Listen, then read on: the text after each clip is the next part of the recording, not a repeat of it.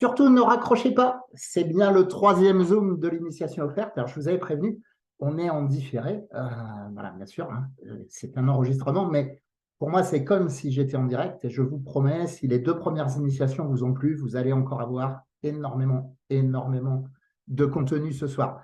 Donc, c'est le troisième Zoom de cette initiation. Bonsoir quand même à tous et toutes. Non, j'aurais dû dire à toutes et tous, c'était mieux pour les femmes.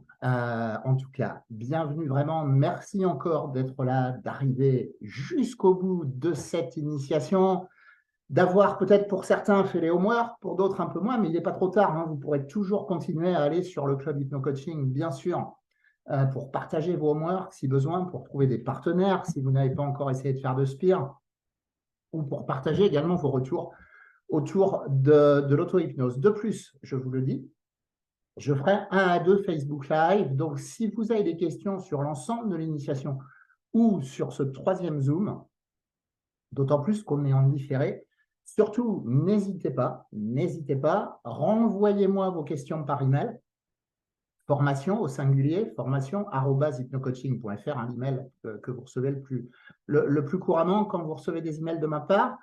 Et posez vos questions si vous avez besoin que j'approfondisse des choses autour de cette initiation.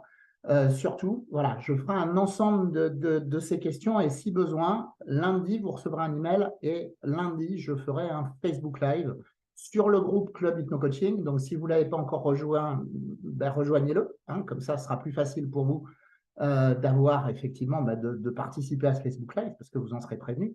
J'essaierai de le faire sur un horaire qui est correct pour vous, soit autour de 13h sur la pause de midi, soit en soirée, de façon à ce que vous puissiez entendre mes réponses à vos questions.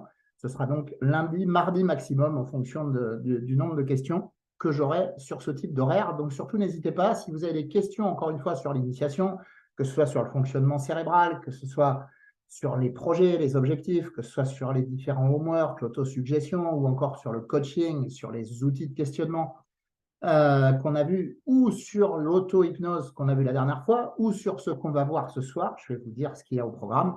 Surtout, donc, n'hésitez pas, à la fin de ce Zoom, posez des questions, revenez vers moi.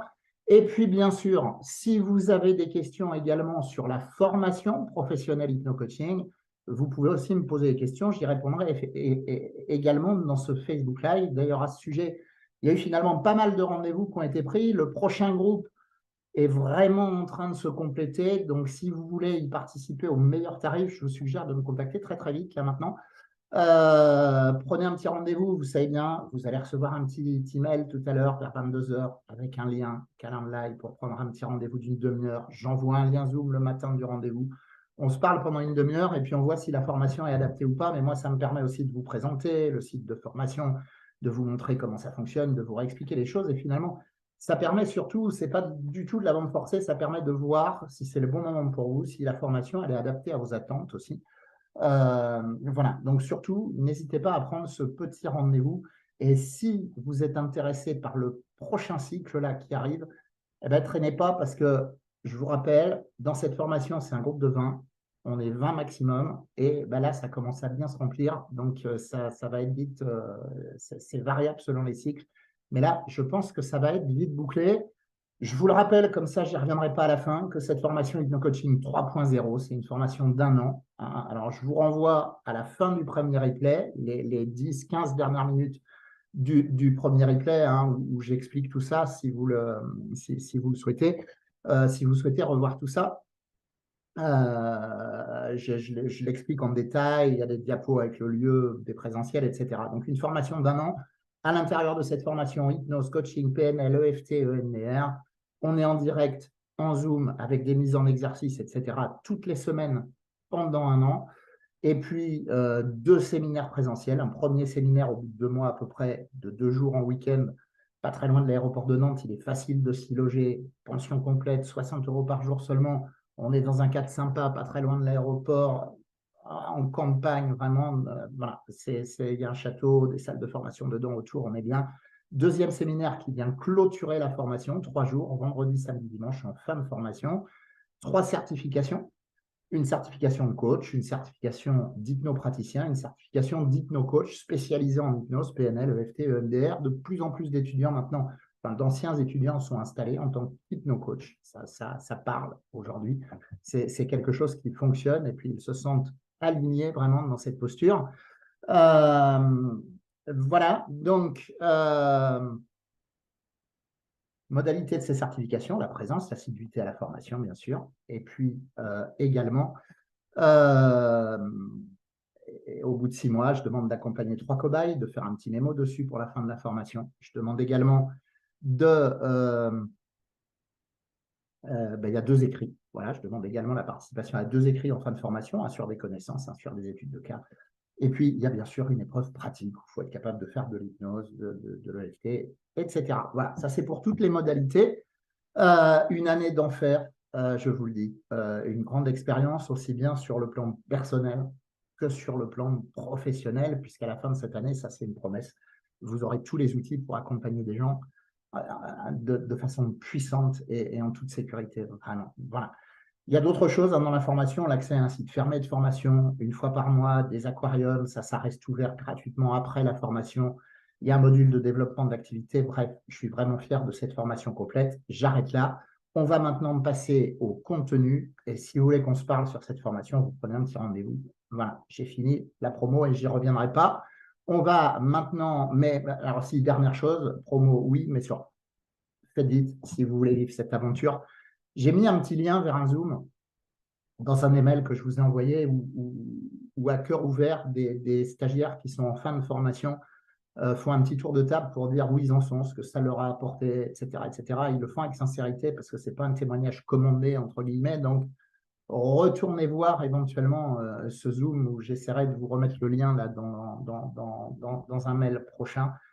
Ça vaut le coup de regarder ce Zoom. Vous verrez à quel point ça amène des transformations incroyables au niveau personnel aussi, cette formation. Voilà, on y va, on est parti. Au programme ce soir, 3 grands domaines. Premier domaine, on va voir une nouvelle petite induction hypnotique. Second domaine, eh bien, on va voir un vrai protocole hypnotique qui s'apprend dans toutes les formations de l'hypnose, comment dirais-je, sans exception, praticien, maître praticien, etc. Vous allez l'apprendre, il est pratique à faire, en plus il est pratique à utiliser dans le quotidien. Et puis, deuxième chose, quand on aura fait, quand vous vous serez approprié cette nouvelle petite induction hypnotique, ce nouveau protocole, eh bien, on passera à la seconde partie de ce Zoom qui va concerner la PNL, la programmation neurolinguistique. Et je vous en expliquerai la genèse, je vous en expliquerai les principaux piliers aussi. Et puis, on verra une technique de questionnement qui est issue de la PNL vraiment et qui est enseignée pareil. Donc, c'est un vrai cadeau, hein, cette technique de questionnement. Elle est enseignée dans toutes les formations d'hypnopraticiens, de maîtres praticiens. Elle est utilisée en coaching aussi, cette technique de questionnement, même si on apprend bien plus large que ça en coaching. Et c'est un vrai cadeau que cette technique de questionnement que je vous présenterai tout à l'heure. Et puis enfin, pour clôturer, on abordera l'EFT, Emotional Freedom Technique, technique de libération émotionnelle. Et vous verrez, ça c'est un vrai cadeau aussi parce que vous allez vraiment pouvoir l'utiliser. Je vous en ferai la genèse, je vous en montrerai les rondes principales, mais vraiment pour que vous puissiez utiliser les rondes de base. Demain, dans le mail que vous recevrez, eh bien, vous recevrez ce mail avec 3 liens vers des vidéos et effectivement qui vous permettront de reprendre, de reprendre les rondes. Hein, vous aurez toutes les explications avec les rondes déroulées. Comme ça, vous aurez le temps, entre guillemets, avec ces vidéos.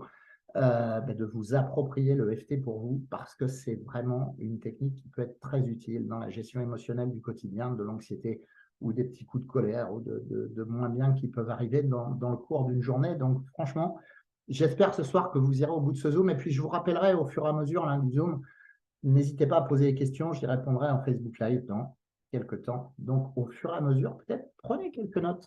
Voilà. Alors je vais, comme d'habitude quand on était en direct, je vais partager le PowerPoint. Hop. Voilà, partager l'écran. Et normalement maintenant, vous devez avoir ce PowerPoint à l'écran. Bien. J'espère que vous l'avez impeccablement bien à l'écran, ce PowerPoint. Et donc, on est parti pour ce dernier Zoom et on est parti maintenant pour les contenus. Merci infiniment encore une fois de votre participation. Merci d'être encore en train de m'écouter ce soir. J'espère que tout ça vous aura apporté un peu quelque chose. On a vu beaucoup de choses, hein. On a vu le fonctionnement cérébral, on a vu ce qu'était le coaching, ce qui n'était pas, on a défini l'hypnose, on a vu aussi comment utiliser l'hypnose. On a vu encore plus large que ça avec le SPIR, avec tout un tas de choses. Je ne vais pas vous le refaire maintenant.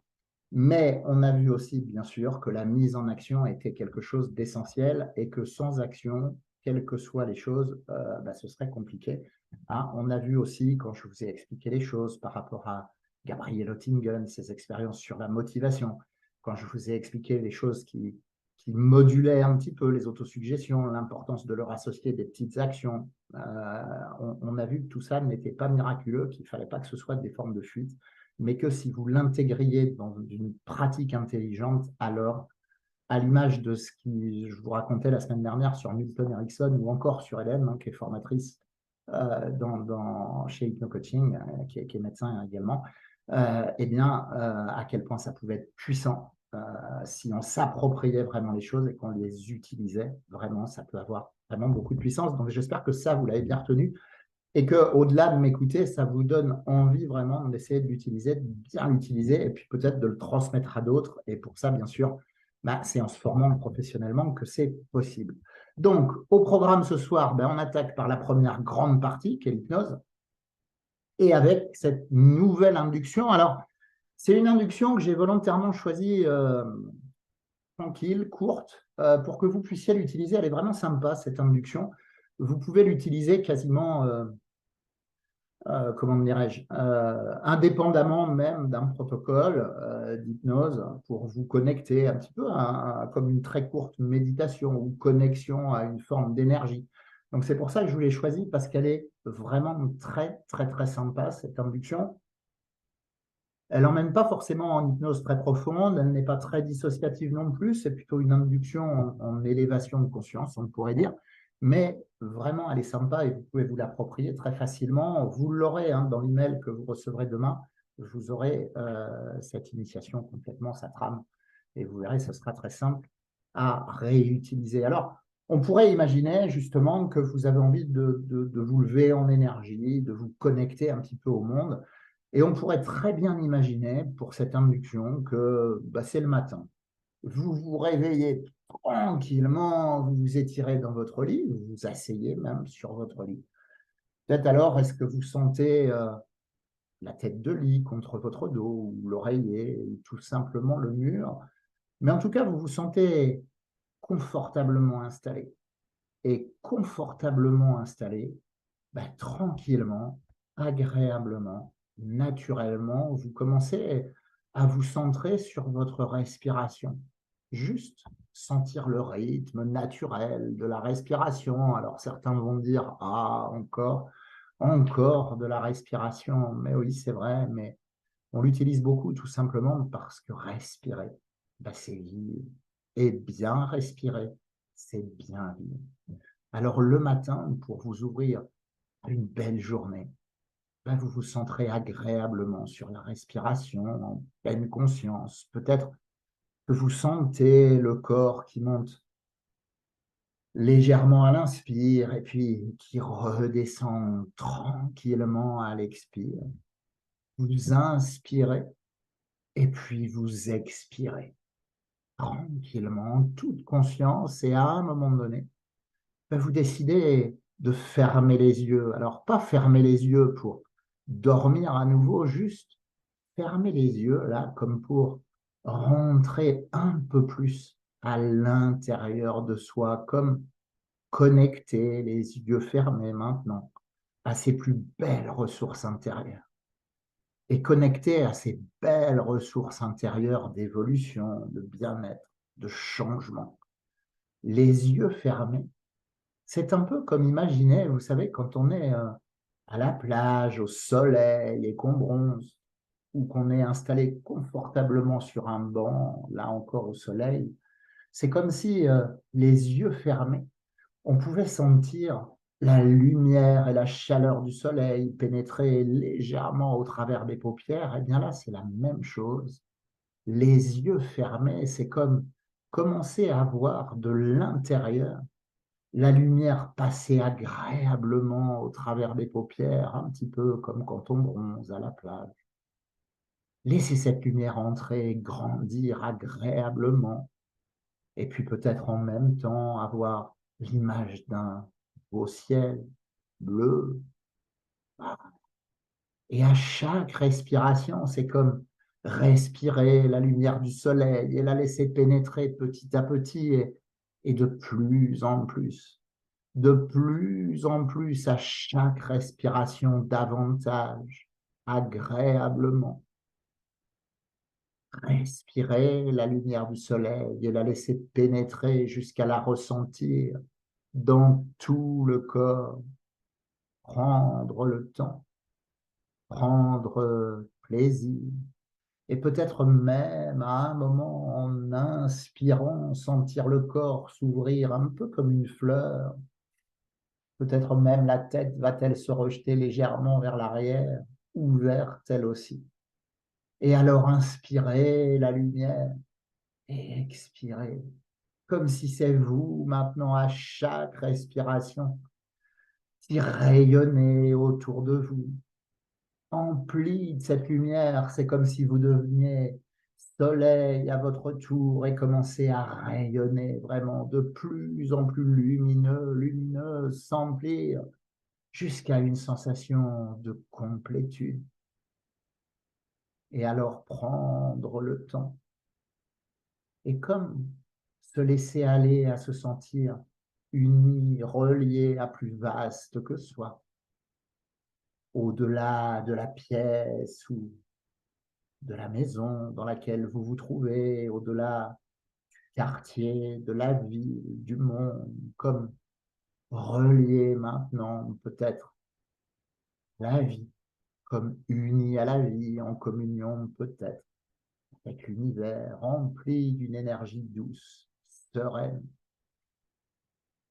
Alors, inspirez encore et expirez, et puis prendre le temps d'intégrer tout cela. Et puis, si c'est le matin et que vous avez besoin d'aller au travail ou autre ensuite, ben, vous rouvrez les yeux, puis vous êtes prêt à partir. Et puis, si vous avez un protocole à faire derrière, ben, vous pouvez enchaîner avec le protocole derrière cette petite induction, qui est donc vraiment une induction extrêmement agréable, courte, que vous pouvez faire à n'importe quel moment de la journée quand vous avez envie de vous connecter à de l'énergie, voilà, à plus vaste que vous, à cette belle dynamique.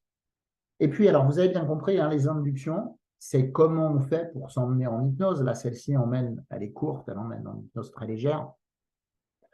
Mais c'est important, donc les inductions, c'est interchangeable. On peut faire n'importe quelle induction avant n'importe quel protocole, hein, si ce n'est que certaines inductions sont quand même mieux adaptées à certains protocoles. Le protocole qu'on va voir tout à l'heure, il utilise aussi la respiration. Donc, c'est pour ça que l'induction que je vous ai apprise la semaine dernière n'aurait pas été très adaptée, puisqu'il s'agit de beaucoup respirer avec la cohérence cardiaque, et que comme on va réutiliser la respiration pour travailler après, ça aurait fait beaucoup. Alors que celle-ci, elle est tranquille, on reste sur une respiration douce et fluide, et donc elle peut être adaptée. Mais sinon, ce qui est important, c'est de comprendre que n'importe quelle induction, hein, puisqu'il s'agit d'emmener en hypnose, est utilisable. Après, par contre, les protocoles, eux, on va les choisir en fonction des problèmes que l'on veut traiter. Il y a les protocoles adaptés aux compulsions, aux changements comportementaux, aux priorisations de nouveaux comportements, etc., etc. Hein. Donc surtout, si vous n'avez pas bien compris cette différence entre induction et protocole, n'hésitez pas à m'envoyer un petit email. Et puis, j'y répondrai dans le Facebook Live sur le club Hypno-Coaching. Pour accéder au Facebook Live, encore faudra-t-il que vous ayez rejoint, bien sûr, le club Hypno-Coaching. Bien. Euh, J'espère que c'est clair pour le moment. Hein. J'attendrai vos mails pour clarifier à nouveau ça si ça ne l'est pas. Et puis, donc prenez des notes. Si vous avez des questions à poser, c'est le moment de prendre des petites notes. Vous avez la chance, là, comme je ne suis pas en direct, de pouvoir mettre pause, de prendre des petites notes, potentiellement même de m'envoyer le mail au fur et à mesure. Comme ça, ce sera fait. Et puis, de réavancer. Et on va donc réavancer sur un nouveau protocole donc, que je vais vous donner, qui est cette fois-ci un vrai protocole d'hypnose qu'on appelle la récapitulation. Alors, un protocole très, très ancien. Le chamanisme revendique pratiquement le même protocole. Ce sont des choses anciennes qui fonctionnent très bien. Quel est comment dirais-je, à quoi elle sert cette induction de la récapitulation, quelles seraient ses prescriptions, entre guillemets, sur quels soucis. En fait, on va utiliser ce protocole, vous savez, quand des gens, ou vous-même, hein, on est passé par des conflits, par des choses pas terribles qui nous ont enquiquinés. Alors, ça peut être des choses assez récentes ou des choses plus anciennes et plus profondes. Si c'était quelque chose de récent, par exemple, on peut imaginer qu'on s'est fâché, je ne sais pas, moi, avec son collègue de boulot qu'on aime bien il y a 15 jours, 3 semaines.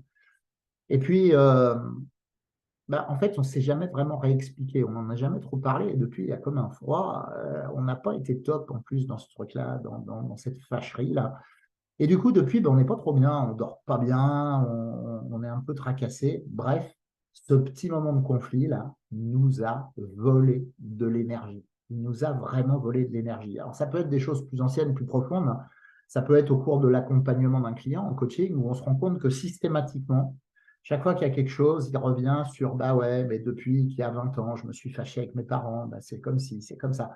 Et on se rend compte là encore que ce moment avec ses parents-là leur a vraiment pris beaucoup d'énergie. Donc on va utiliser cette méthode quand on est passé de façon récente et pas très grave, ou de façon plus ancienne et un peu plus profonde, sur des moments un peu conflictuels, des moments pas terribles, quoi, et qui nous ont volé de l'énergie. Et quel est le but de ce protocole? Ben, ça va être d'aller récupérer cette énergie qu'on a perdue, en fait.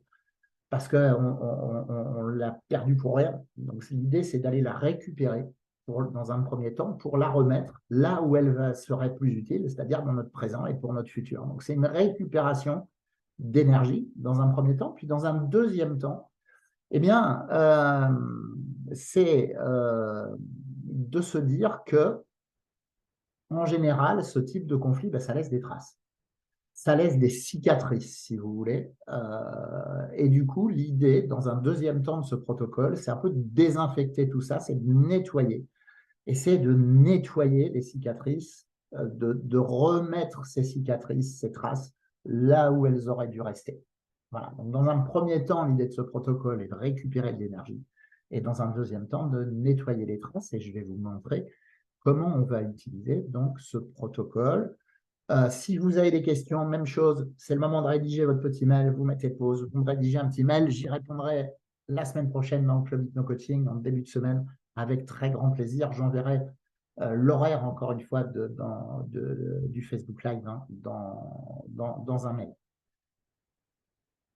J'espère en tout cas être clair, et du coup, on va avancer sur l'explication de ce protocole. Merde. Alors, ce protocole, oups, je suis allé trop loin. Ce protocole, si vous le faites, si vous allez pouvoir vous le faire en auto-hypnose très facilement. Ça peut être après la petite induction, par exemple, qu'on vient de voir avant. Et si vous le faites à quelqu'un, à un client, il va être important de lui expliquer avant de commencer l'induction, parce que sinon, il ne va pas comprendre, il ne va pas être capable de la faire. Donc, lui donner l'explication, la même que celle que je vais vous donner maintenant. Donc, en réalité, pour ce protocole, on va imaginer que devant les yeux, là, à ce niveau-là, eh bien, c'est comme si il y avait une ligne qui passait, comme une ligne du temps, en fait. Devant, c'est le présent.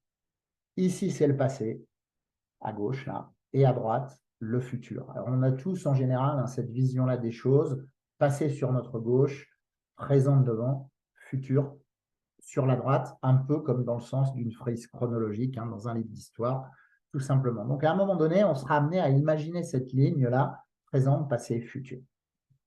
Et puis donc, on va amener la personne en hypnose tranquille et pas forcément très profonde, ça, c'est pas une nécessité. Et puis, à un moment donné, eh bien, pour aller récupérer cette fameuse énergie perdue, une fois que la personne est en hypnose, on va lui demander de centrer sa tête sur le présent, là. Et puis, en inspirant profondément par le nez, en tournant sa tête vers le passé, d'inspirer profondément comme pour aller récupérer toute cette énergie qu'on a perdue dans le conflit. On met la tête au présent, respiration bloquée. Et puis, on va remettre cette énergie là où elle pourrait être utile, dans le présent et pour le futur, en soufflant dans notre présent et vers le futur pour récupérer cette énergie. La tête se recentre au présent. Et on va recommencer. J'inspire toute cette énergie perdue. Je bloque. Je reviens au présent, respiration bloquée. Et je vais souffler cette énergie dans le présent et vers le futur. Comme pour la récupérer, la remettre là où elle va être utile. Et je vais faire ça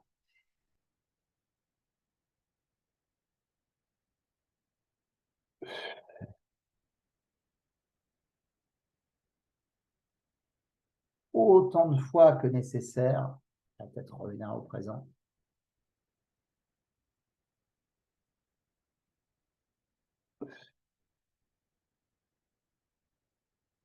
Je vais faire ça autant de fois que nécessaire jusqu'à ce que je sente, c'est très intuitif, hein, que j'ai vraiment récupéré toute cette énergie perdue. Et alors, quand j'aurai récupéré toute cette énergie perdue, la tête se recentrera au présent.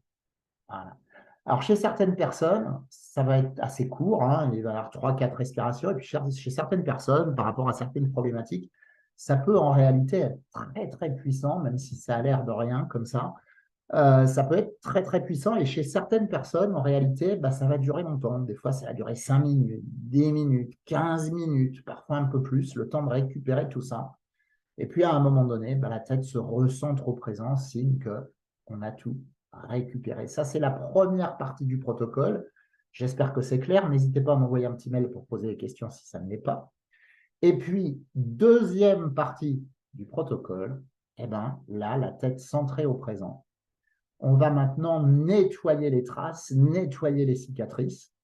Et pour ça, ben, on va récupérer en inspirant par le nez dans notre présent et notre futur toutes les cicatrices, les traces, les poussières, les scories que ça a laissées.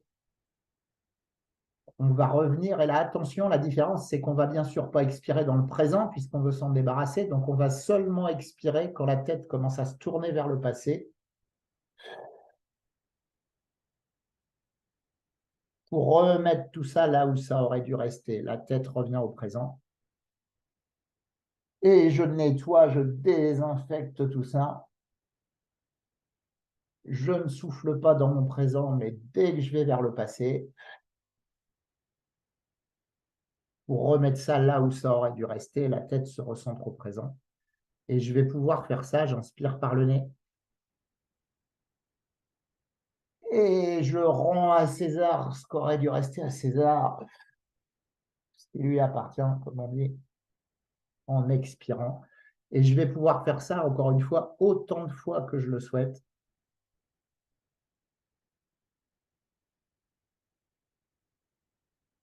Voilà, c'est ça, jusqu'à ce que je sente que j'ai tout récupéré.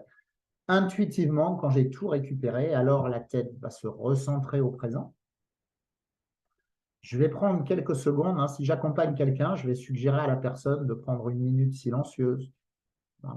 Et puis du coup, je time, hein, pendant ce temps-là. Si c'est quelqu'un, c'est plus rassurant quand on est accompagné, on se sent moins abandonné quand on sait qu'il y a un temps donné, hein, sans voix, sans rien du tout. Sinon, on peut avoir une petite angoisse du vide chez certaines personnes. Là, quand on est tout seul en auto-hypnose, on se donne quelques secondes comme pour bien intégrer ce protocole, pour que l'inconscient intègre le meilleur de ce qui vient de se passer. Et puis que tout à l'heure, quand on va rouvrir les yeux, on soit prêt à reprendre la vie, mais à la fois nettoyé et empli d'une nouvelle énergie positive qui va s'épanouir dans les jours qui viennent. Et quand on se sent prêt, on peut compter jusqu'à 3. Avec le 1, bien reprendre conscience de sa position sur le fauteuil, sur la chaise. Avec le 2, s'étirer, sentir les paupières plus légères. Puis avec le 3, vous revenir ici et maintenant et reprendre contact avec la vie. Voilà. Et ce que j'ai fait à la fin en me disant, bah, dès que je rouvrirai les yeux, voilà, le meilleur de cette séance sera intégré, je reviendrai avec plein d'énergie pour le futur, etc. Là, on est déjà dans la suggestion post-hypnotique pour après l'hypnose. Voilà. Donc, ce protocole de la récapitulation, il est facile. Il est très sécure. Il peut très, très, très bien fonctionner. Si vous avez des questions, petit mail, Facebook Live, Club Hypno Coaching. Surtout que vous pourrez être en live, hein, sur le Club Hypno Coaching, mais il restera, vous pourrez le retrouver, le live, bien sûr. Bien, j'espère que c'est bien clair pour vous. Et je voulais vous donner un petit bonus par rapport à ce protocole, parce que moi, en vrai, c'est un protocole que j'utilise même sans hypnose et que j'utilise, que je peux utiliser assez régulièrement. Parce que je vais vous dire un secret, vous pouvez être coach, formateur de coach, formé à plein de trucs. Des fois, ça peut arriver, vous êtes un peu con quand même dans la vie. Voilà. Et moi, en fait, quand c'est comme ça, quand j'ai pas bien réagi ou autre, j'aime pas laisser les choses s'installer, s'additionner. Vous savez, toutes ces petites choses qui sont pas forcément terribles, terribles, mais il y en a une journée, puis quelques jours après, il y en a une autre, puis quelques jours après, il y en a encore une autre, puis un mois après, il y en a encore une autre. Et comme des collections de timbres qui s'accumulent petit à petit, qui finissent par peser sur nos épaules, moi, en réalité, j'aime bien nettoyer tout ça au fur et à mesure. Par exemple, je vais vous donner un exemple, ce sera plus simple. On va imaginer qu'un matin, je me réveille un peu en retard, je pars, j'ai un rendez-vous, je pars sur le périph', et là, bien sûr, les bouchons, et je ne dis pas bien, putain, c'est pas vrai, j'ai un rendez-vous, c'est quoi encore. Vous voyez, et j'accumule en fait bah, un truc plutôt négatif. Voilà. Forcément, mon rendez-vous, il va plus ou moins foirer parce que je vais arriver énervé.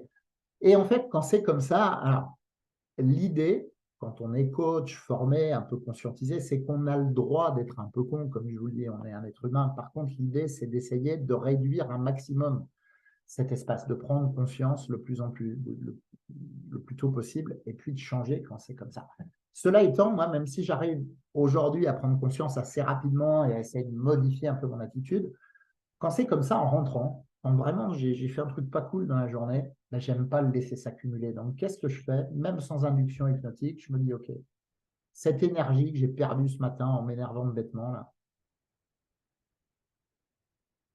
ben, je vais aller la récupérer parce que franchement, elle serait plus utile là pour ce soir et les jours qui viennent. Donc, je vais la récupérer, cette énergie. Alors, c'est rarement très long parce que ce n'est pas super grave non plus. Donc, à un moment donné, la tête se stabilise. Et puis, les traces que un petit événement aurait pu laisser, ben, je vais tout de suite les nettoyer, je vais tout de suite les désinfecter. Voilà, c'est ça. Je fais ça plusieurs fois, puis je reviens tranquillement.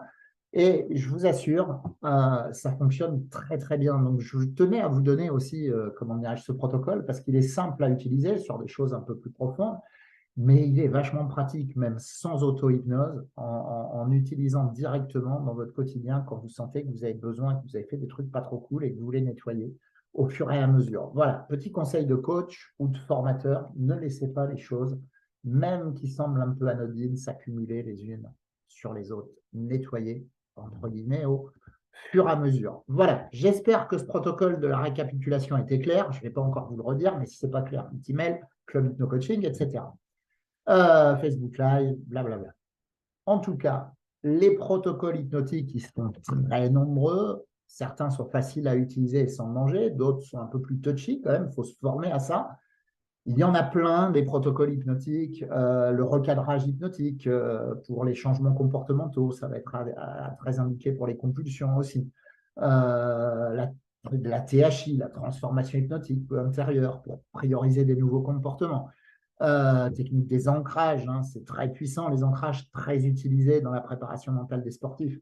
Euh, Certaines techniques qui permettent de travailler sur les phobies, sur certaines allergies, la ligne du temps, la futurisation, le rêve éveillé dirigé, bien sûr les différentes régressions, que ce soit les régressions en âge, les régressions dans le temps, ce qu'on appelle parfois l'hypnose spirituelle, entre guillemets, où là, il faut prendre des précautions. Hein. Sur les régressions, il faut bien se former, alors sur les autres aussi d'ailleurs, voilà, parce qu'on peut, voilà, les régressions nécessitent d'être suffisamment bien formé.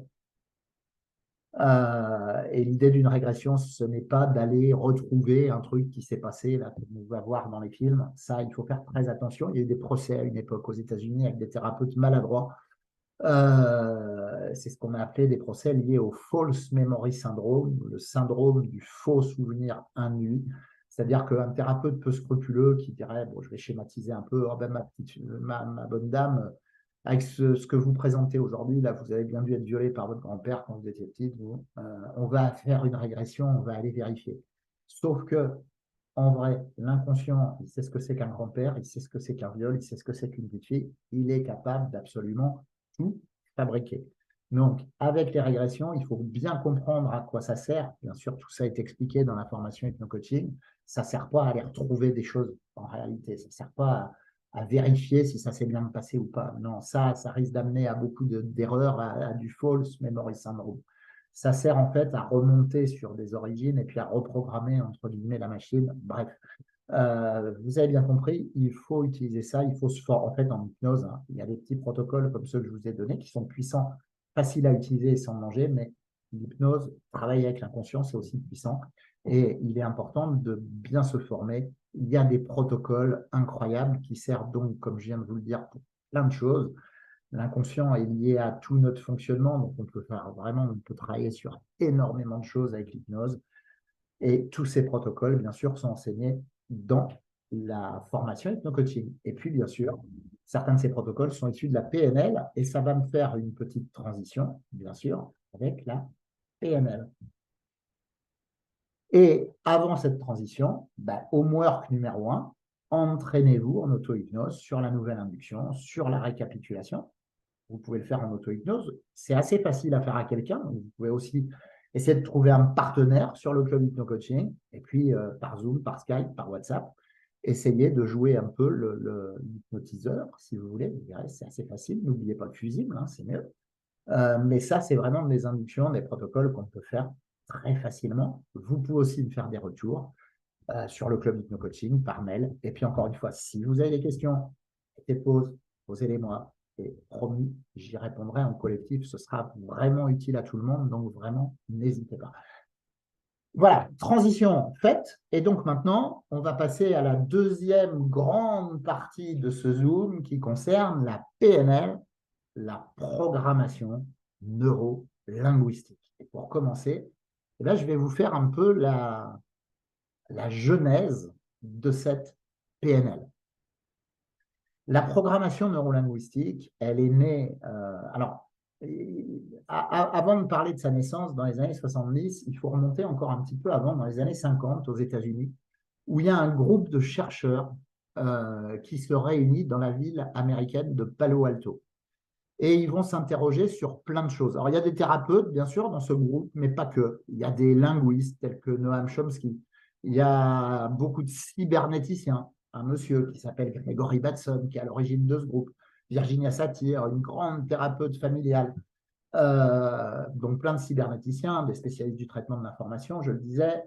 On a Paul Václavitz, issu de la psychanalyse, qui va devenir un spécialiste de la PNL. Bref, des gens de très grande qualité, d'horizons divers aussi, et qui, entre eux, s'interrogent, confrontent leurs idées, se mettent en recherche. Et vraiment, dans ce groupe de Palo Alto, va sortir plein de choses. Ce groupe de Palo Alto va être à l'origine de tout ce qui est analyse systémique, hein, qu'on utilise beaucoup dans notre autre formation, Leader Coach, hein, qui est dédié au coaching d'entreprise, qui est co-animé par Bruno, qui, je vous le disais, est enseignant à l'université de Nantes et d'Hanoï sur ces sujets-là. Donc, la systémie va sortir de là, les débuts des thérapies cognitivo-comportementales aussi. Bref, les travaux de ce groupe de Palo Alto vont être extrêmement riches, vraiment. Et issus de ce groupe de Palo Alto, deux hommes, Richard Bandler, John Grinder, s'interrogent et se disent que, ma foi, qu'ils étaient à une époque vraiment où la psychanalyse était encore très prégnante. Et ces deux hommes se disent à un moment donné, mais en fait, il y a quand même des thérapeutes qui s'y prennent autrement et qui ont de super résultats. Donc, ils sont allés regarder ces thérapeutes et ils en ont tiré des modèles. Ils sont allés modéliser ce que ces thérapeutes faisaient. Et parmi ces thérapeutes, celui qu'ils ont le plus modélisé, parce qu'il avait des résultats incroyables, c'est le fameux Milton Erickson. Et en modélisant Milton Erickson, donc en l'observant pour en tirer des modèles réutilisables, Richard Bandler, John Grinder, dans les années 70 à l'université de Santa Cruz, vont créer la PNL, la programmation neuro-linguistique. Donc la PNL, c'est le résultat de l'observation des méthodes, des fonctionnements de grands thérapeutes, de grands communicants, et en particulier de Milton Erickson, pour en tirer des modèles. Donc la PNL offre des modèles, que l'on va étudier, intégrer dans la formation Hypnocoaching 3.0. Ce qu'il faut bien comprendre aussi, c'est comme la PNL, c'est principalement une modélisation d'Erickson, ben en réalité, hypnose et PNL sont indissociables. Quand vous faites de l'hypnose, vous faites forcément de la PNL. D'ailleurs, pendant très longtemps, il n'y a qu'en France qu'hypnose et PNL étaient enseignés de façon séparée.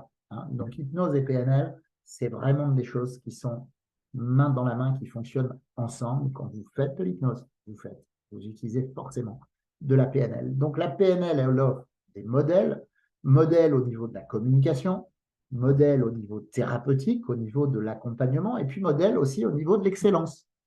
Apprendre à modéliser l'excellence, c'est-à-dire à modéliser les individus, les comportements, les stratégies qui réussissent. Alors attention, modéliser, ça ne veut pas dire singer. On ne va pas tout modéliser. Petite anecdote pour illustrer ça, j'avais un copain qui accompagnait des sportifs de haut niveau. Voilà, il utilisait beaucoup la PNL pour les accompagner en préparation mentale. Et un jour, il va faire une conférence, je crois que c'était en Suisse, sur l'utilisation de la PNL dans la préparation des sportifs de haut niveau.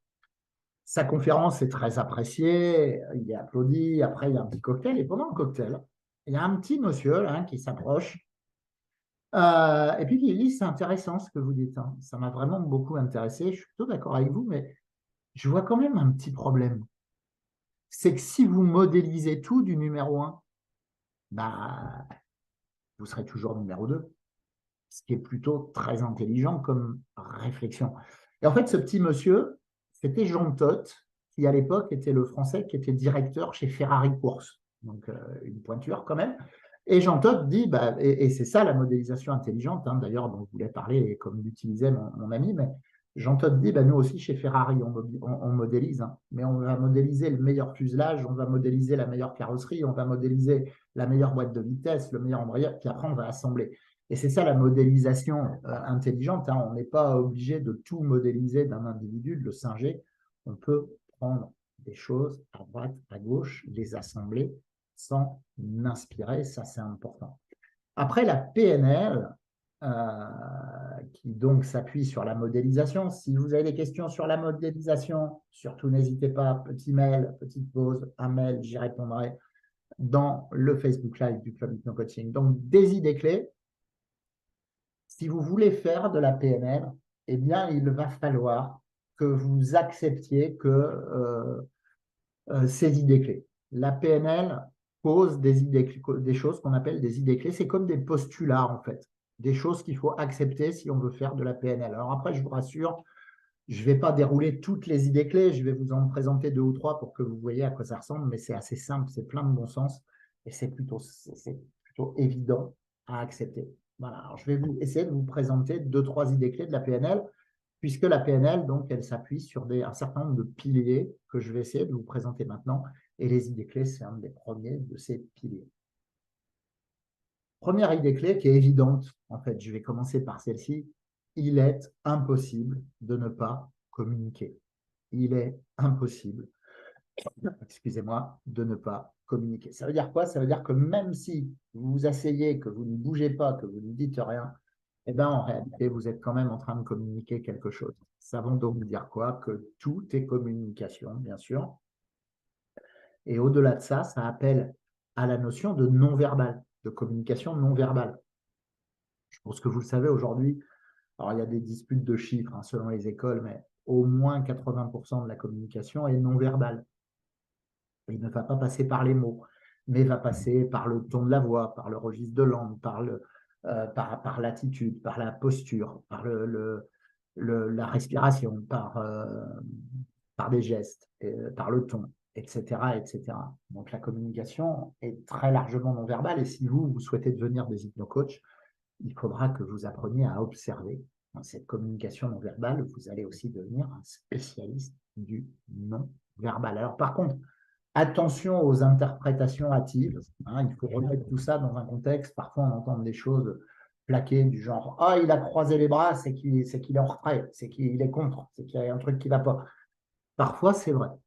Mais parfois, croiser les bras, c'est juste une position de confort. Donc, il va falloir être vigilant et ne pas rentrer dans des interprétations qui seraient trop hâtives, données par certains bouquins ou autres. Les gestes, les postures, le non-verbal, ce sont des indicateurs à vérifier, puis voir si ça revient aussi. Et il faut les remettre en lien avec un contexte, toujours. Ça, c'est important. Donc, première idée clé de la PNL, je pense que vous l'avez comprise, elle est simple. Il est impossible de ne pas communiquer. Deuxième idée clé de la PNL, peut-être un tout petit peu plus touchy, on va dire. Eh bien, cette deuxième idée clé de la PNL, c'est la carte n'est pas le territoire. Alors, qu'est-ce que ça veut dire, ça, la carte n'est pas le territoire? En tout cas, en préalable, je vous le dis, cette idée clé de la PNL, elle est absolument fondamentale à comprendre et à intégrer si vous voulez accompagner des gens. Ça, c'est vraiment fondamental. Alors, qu'est-ce que ça veut dire? La carte n'est pas le territoire. Ça veut dire que le territoire, c'est la réalité, mais qu'on peut se le représenter de façon différente. Par exemple, vous regardez les Pyrénées, vous êtes côté français, bon, bah, il y a des montagnes, hein, mais il y a aussi des endroits un peu plus arrondis, c'est plus vert, parce qu'il pleut pas mal dans les Pyrénées, côté français. Alors que si vous regardez les Pyrénées côté espagnol, il va y avoir des endroits beaucoup plus arides, hein. Des fois, c'est un peu c'est toujours les Pyrénées, mais on a un peu l'impression d'être dans le Grand Canyon en modèle réduit. Donc, en fonction de là où on se place, on n'en a pas tout à fait la même représentation. Moi, quand j'ai fait des études, je vous avais dit dans le premier Zoom, hein, que j'ai fait une prépa. Donc, en prépa, on était censé, comment dirais-je, dans ces 2 années-là, intégrer pas mal de disciplines à un bon niveau. Donc, j'ai fait de la géographie. Et en géographie, on apprenait à faire des cartes anamorphiques, c'est-à-dire des cartes sans forme. Au lieu de faire les cartes à échelle kilométrique, bien dessinées, etc., on représentait les pays par des carrés. Et en fonction de l'unité choisie, le carré était plus ou moins grand. Par exemple, on pouvait très bien représenter les pays par des carrés plus ou moins grands en fonction de, je sais pas moi, leur produit intérieur brut. Alors, ça ressemblait à rien par rapport aux cartes habituelles, mais c'était une autre approche, une autre représentation du monde, et c'était juste également. Et le Luxembourg, qui était un petit pays, bah, prenait beaucoup de place parce qu'il y avait un produit intérieur brut important. Donc, en fonction dont on veut représenter les choses, dont on veut en donner une certaine compréhension, bah, ça peut donner des choses différentes, mais qui sont justes aussi. Alors, pour être encore plus simple et pour commencer à faire un rapport plus clair avec l'accompagnement, vous avez sûrement vu, vous savez, sur Facebook, je retrouve cette image un jour pour l'intégrer au slide, vous avez sûrement vu ce gars-là qui a les bras croisés, il y a un 6 dessiné au sol, et puis il s'adresse au gars qui est en face de lui en lui disant « Mais t'es vraiment con? Évidemment que c'est un 6. Bien sûr que c'est un 6, t'es con ou quoi ?» Et puis il y a son collègue qui est en face, les bras croisés aussi, et qui lui dit « Mais non, c'est toi qui es con. Évidemment que c'est un 9. Bien sûr que c'est un 9. » Et en réalité, ben, les deux ont raison. Simplement, ils regardent le truc, chacun de leur point de vue, et donc ils ne sont pas d'accord.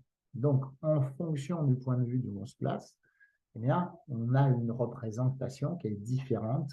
Ça veut dire quoi? Ça veut dire que en fonction des gens, en fonction de leur vécu, de leur éducation, etc., ils vont avoir une représentation du monde, ce qu'on appelle en PNL une carte du monde, qui va être différente.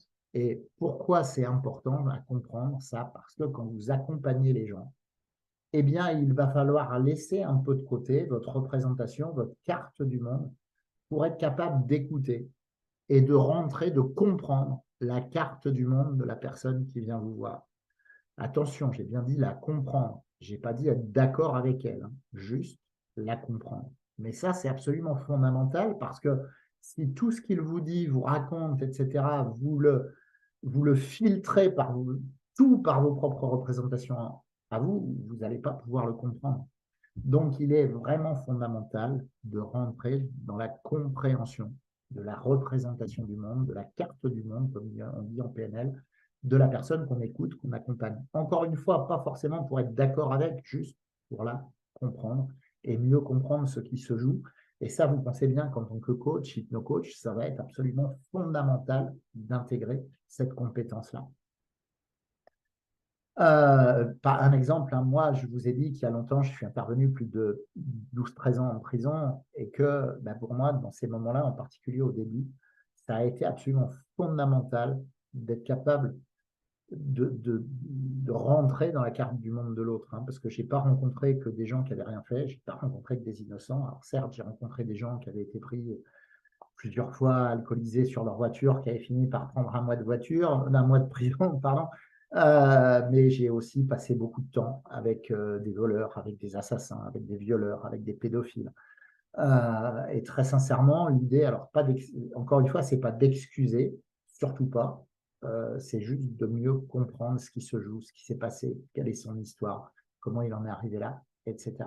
Donc, d'être capable de rentrer dans la représentation du monde, ça, c'est vraiment une compétence d'accompagnant, de coach, d'hypno-coach, qui est fondamentale à intégrer. J'espère que vous l'avez bien comprise.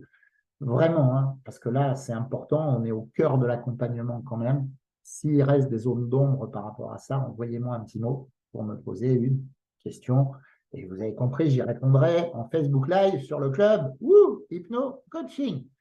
Voilà, j'ambiance. Je suis tout seul, donc je ne vous ai pas en direct, donc ça me fait du bien d'ambiancer un petit peu. J'espère en tout cas que ça vous apporte toujours quelque chose, que je suis toujours clair dans ce que je vous apporte. Allez, je vous fais une troisième idée clé. Alors, bien sûr, il y en a d'autres. On les voit toutes, ces idées clés, dans la formation hypno-coaching, dans la formation professionnelle. Là, je vous en donne que 2 ou 3. Troisième idée clé, parce que je l'aime bien, c'est l'échec n'existe pas. Troisième idée clé de la PNL, l'échec n'existe pas. Alors, vous allez me dire, bah si, moi j'ai échoué, bien sûr. Mais oui, bien sûr, c'est pas ça que cette idée clé veut dire. Ce qu'elle veut dire, c'est cet échec, qu'est-ce que j'en ai fait? L'idée, c'est de considérer, quand ça ne va pas comme on veut, que c'est comme un panneau indicateur qui nous amène à nous adapter et à trouver d'autres stratégies, d'autres solutions. J'aime bien cette phrase toute faite, un peu en coaching, qui dit que le seul moyen d'échouer, bah, finalement, c'est d'arrêter avant d'avoir réussi. Bon. Et pour ça, là, il faut adapter ces stratégies. J'aime bien dire, moi, par rapport à cette idée clé, menez votre vie comme si vous étiez un grand chercheur scientifique. Vous savez, les chercheurs scientifiques, souvent, ils ne trouvent pas du premier coup. Voire même, ils ne trouvent jamais. C'est leurs successeurs, des fois, qui trouvent les bonnes choses. Mais à chaque fois que ça rate, ce qu'ils cherchent, ils ne considèrent pas ça comme des échecs. Sinon, ils seraient tous en dépression au bout de quelques mois. Ils considèrent au contraire que ce sont des hypothèses qu'ils peuvent écarter et qui les rapprochent de la solution, en réalité. Et ça, c'est vraiment fondamental dans l'attitude. Voilà. Voilà pour les idées clés. Donc, un des premiers piliers de la PNL. On va maintenant introduire un second pilier de la PNL qui est le rapport. Comment créer la communication, comment créer une bonne relation avec les autres. Et pour ça, je vais vous parler de la synchronisation. Alors, la synchronisation, c'est essentiel dans la pratique du coaching, de l'hypnose, mais en vrai, vous l'avez tous vécu. Est-ce que c'est que la synchronisation, vous savez, ça a dû vous arriver, il y a des gens avec qui vous vous sentez naturellement bien, comme s'il y avait une communication d'inconscient à inconscient, comme si vous étiez, comme on dit, sur la même longueur d'onde. Avec ces gens-là, vous êtes naturellement synchronisés. Soit parce que c'est des nouvelles relations et que ça vous rappelle ils vous rappellent des choses que vous avez déjà vécues avec d'autres gens et qui étaient positives, soit parce que c'est des gens que vous connaissez bien et naturellement, le courant passe, comme on dit. Si je vous donne un exemple, moi j'ai un vieux copain de lycée, Patrick. Patrick, il est installé aujourd'hui aux États-Unis. Il a la double nationalité, même sa femme est chercheuse à Harvard, une femme très brillante. Et Patrick, en fait, on se voit moins qu'avant, forcément. En plus, il y a eu le Covid, etc. Mais on continue à essayer de se voir de temps en temps. Et puis, bien sûr, on s'appelle, des WhatsApp, tout ça. Et en fait, ça fait rigoler tout le monde quand on se parle avec Patrick parce que quasiment instantanément, on a le ton de voix qui change un peu. On retrouve des expressions d'il y a 35 ans quand on était au lycée ou à la fac. Bref, naturellement, on est sur la même longueur d'onde dans un espèce de truc qui appartient qu'à nous. On est naturellement synchronisé. Voilà. J'espère que vous voyez à peu près ce que ça veut dire que cette synchronisation. Mais ce qui est intéressant, c'est que cette synchronisation, on peut essayer de la créer, en fait. Et ça, c'est très intéressant parce qu'en tant qu'accompagnant, ça va permettre de mettre la personne qui arrive plus à l'aise, plus en confiance. Ça va permettre de faciliter un peu ce qu'on appelle l'alliance de coaching ou l'alliance thérapeutique, le fait de se sentir bien. Parce que vous savez, les gens qui arrivent pour la première fois, certains se sont jamais fait accompagner, Parfois, ils viennent parler de trucs qui ne sont pas marrants, dont ils n'ont pas forcément envie de parler. Donc, ils arrivent, des fois, ils sont un peu craintifs, quoi. Il y en a, ils s'assoient juste sur le bord du fauteuil, là, à bondir et à partir s'il y avait quelque chose qui n'allait pas. Voilà, hein, on ne va pas toujours avoir des gens qui sont super à l'aise dès le départ. Donc, essayer de se synchroniser avec eux est très puissant. Alors, comment on va s'y prendre? Il va y avoir 3 phases dans la synchronisation. Première phase, c'est ce qu'on va appeler la phase de mirroring. On va se mettre en miroir avec l'autre. En gros, on va le suivre. On va se caler, on va caler notre ton de voix sur le ton de sa voix. On va se caler sur le rythme de sa respiration. On va se caler sur son niveau de langue. On va se caler sur sa posture. On va éventuellement commencer à se caler sur ses gestes. Il faut le faire adroitement pour ne pas le singer. C'est-à-dire que s'il croise les bras, peut-être à un moment donné, on va croiser les bras aussi. On se met en miroir sur tout ça. Ça, c'est la première phase. Elle est assez simple. Et puis, ce qui va être sympa, c'est qu'à un moment donné, ça va amener une deuxième phase qu'on appelle la phase de pacing. P-A-C-I-N-G. C'est-à-dire qu'on va commencer à faire les choses en même temps, sans se poser de questions. Tout d'un coup, vous savez, vous croisez les bras, il croise les bras, etc. Et du coup, assez rapidement, et ça peut être utile dans la relation d'aide, dans la relation d'accompagnement, eh ben, il va y avoir une troisième phase qu'on va appeler la phase de leading. On va pouvoir prendre le lead sur la situation, leader. Hein. Et du coup, ça va être très intéressant parce que vous savez, notre client qui n'est pas à l'aise, qui est sur le bord de son fauteuil, donc nous, on s'est mis un peu en avant aussi, hein, pas pour le singer, il faut faire attention, bien sûr, mais pour être synchronisé. Et à un moment donné, quand on sent que les choses se synchronisent, eh ben, du coup, on va se mettre plus à l'aise sur notre fauteuil. Et miracle, qu'est-ce qui va se passer? Ben, lui aussi, il va nous suivre et il va se mettre plus à l'aise sur le fauteuil.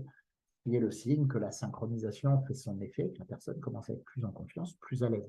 Vous comprenez l'utilité de la synchronisation. Donc ça, c'est vraiment un truc qui est important, que vous pouvez aussi utiliser dans votre vie de tous les jours. Voilà. Entraînez-vous. Et entraînez-vous aussi avec des gens avec lesquels vous n'êtes pas forcément naturellement à l'aise ou vous ne vous sentez pas trop. Vous verrez bien si ça améliore la situation. Moi, je me rends compte, vous savez, vous avez beau être formé au coaching, inconscient et puissant, puis des fois, vous arrivez dans une nouvelle situation, une nouvelle réunion, puis il y a quelqu'un que voilà, vous vous mettez un peu en retrait parce que, je ne sais pas, il y a un truc que vous ne sentez pas chez cette personne. Moi, dès que j'en. Alors, l'avantage, c'est que formé, normalement, j'en prends conscience assez rapidement. Donc, qu'est-ce que j'essaye de faire dans cet état-là? De ne pas rester sur la défensive, mais au contraire, d'essayer de mettre en place la synchronisation, voir si les choses peuvent s'arranger un petit peu dans la relation, si on peut créer quelque chose, une forme de mise en confiance commune. Bien. Voilà, j'espère que cette synchronisation, c'est clair pour vous, c'est quelque chose d'essentiel dans la création de la relation. Amusez-vous avec ça dans votre quotidien. Amusez-vous avec vos amis, amusez-vous, etc. Amusez-vous à vous synchroniser et puis essayez de voir si ça marche aussi avec des gens avec qui vous êtes moins à l'aise. Ça vous met un peu plus à l'aise. Et si eux, ça les met potentiellement un peu plus à l'aise aussi. Donc ça, c'était le deuxième pilier de la PNL, tout ce qui concerne, alors c'est plus large que ça, autour de la communication, mais la synchronisation, franchement, c'est un beau cadeau, là encore. Et puis, bien sûr, dans la PNL, il y a un troisième pilier important. J'en ai déjà parlé dans le deuxième Zoom quand on a vu la dernière partie de l'auto-hypnose, c'est la représentation sensorielle. Le cerveau se représente les choses à partir de ce qu'il voit, le visuel, à partir de ce qu'il entend, l'auditif, à partir de ce qu'il ressent, le kinesthésique, à partir de ce qu'il sent, l'olfactif, de ce qu'il goûte, le gustatif, c'est ce qu'on appelle le VACOG. Voilà. Et donc, on a chacun des dominantes. Alors, parfois, le OLG, l'olfactif et le gustatif, on glisse dans le cas et on parle du VAC. On intègre des fois l'olfactif et le gustatif au kinesthésique pour être plus simple. Alors, on a remarqué qu'on avait des dominantes. Il y a à peu près 60-65% de gens qui sont plus visuels, qui vont plus se représenter les choses par des images, à peu près entre 30 et 35% qui sont plus auditifs, qui vont se représenter les choses par un discours intérieur, par des choses comme ça. Et puis un petit pourcentage, 5% à peu près, qui est plutôt kinesthésique, qui va plutôt appréhender le monde par la sensation. Des fois, d'ailleurs, pour les kinesthésiques, ça a pu être un peu compliqué à l'école parce que les stratégies, elles sont surtout visuelles et auditives, en fait, les stratégies à l'école. Et puis, vous voyez bien, quand vous avez un gamin qui commence à bouger, etc., même quand c'est le vôtre, des fois, qui fait ses devoirs, vous dites « arrête de bouger, tu ne peux pas te concentrer ». Des fois, c'est vrai. Mais attention, parce qu'un vrai kinesthésique, pour intégrer, pour mieux mémoriser, etc., il peut avoir besoin de bouger son corps parce que lui, ça va passer par la sensation. Alors, pendant très longtemps, c'était un des grands exercices de PNL. D'ailleurs, ça a été utilisé dans la vente. On essayait de faire en sorte, et on le fait toujours dans l'hypnocoaching, d'essayer de voir comment on pouvait identifier si le gars il était plus visuel, plus auditif, etc.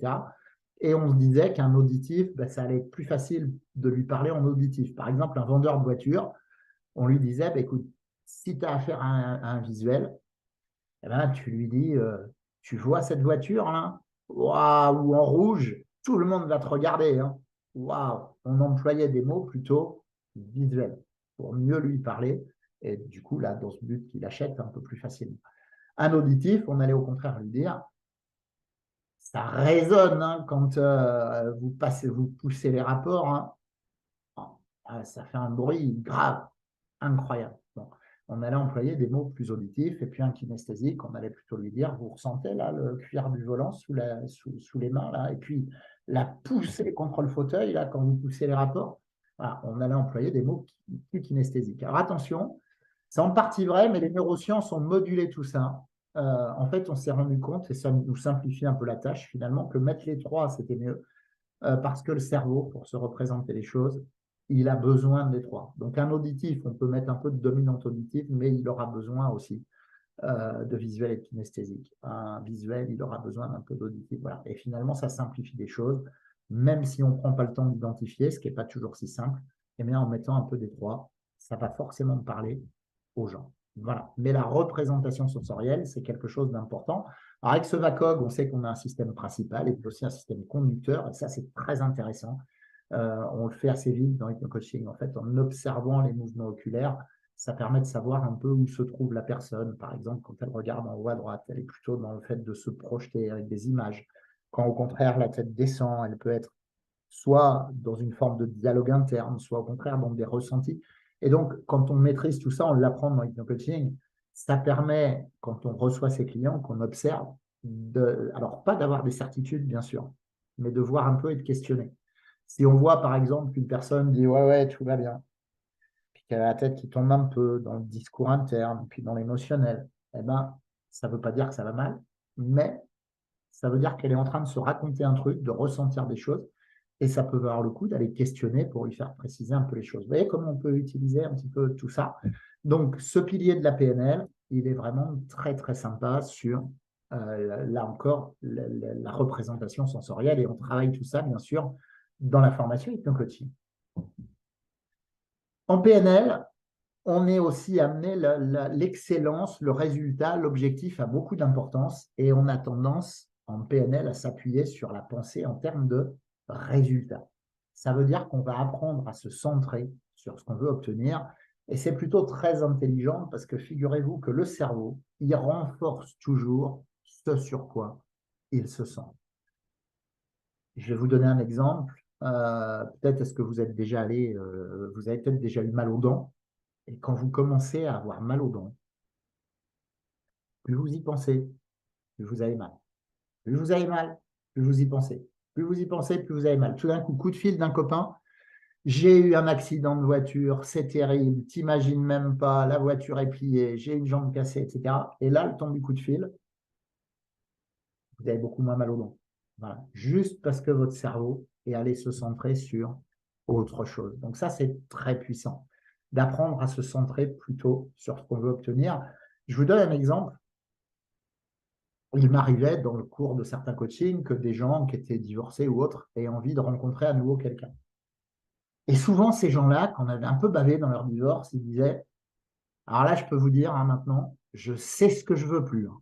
Ah ben ça, je sais ce que je veux plus. Ah ben alors là, je sais ce que je veux plus. Et puis on les retrouvait avec un nouveau compagnon, une nouvelle compagne, quelques mois après, là, le même qu'avant en couleur. Ben oui, parce que leur cerveau, vous vous souvenez, le système réticulé activateur, le subconscient, tout ça, pas de libre arbitre, ben, centrés sur ce qui n'allait pas, ils avaient obtenu la même chose. Voilà. Donc, ne me faites pas dire ce que je n'ai pas dit. Savoir ce qu'on ne veut plus, c'est vraiment important. Mais c'est incomplet.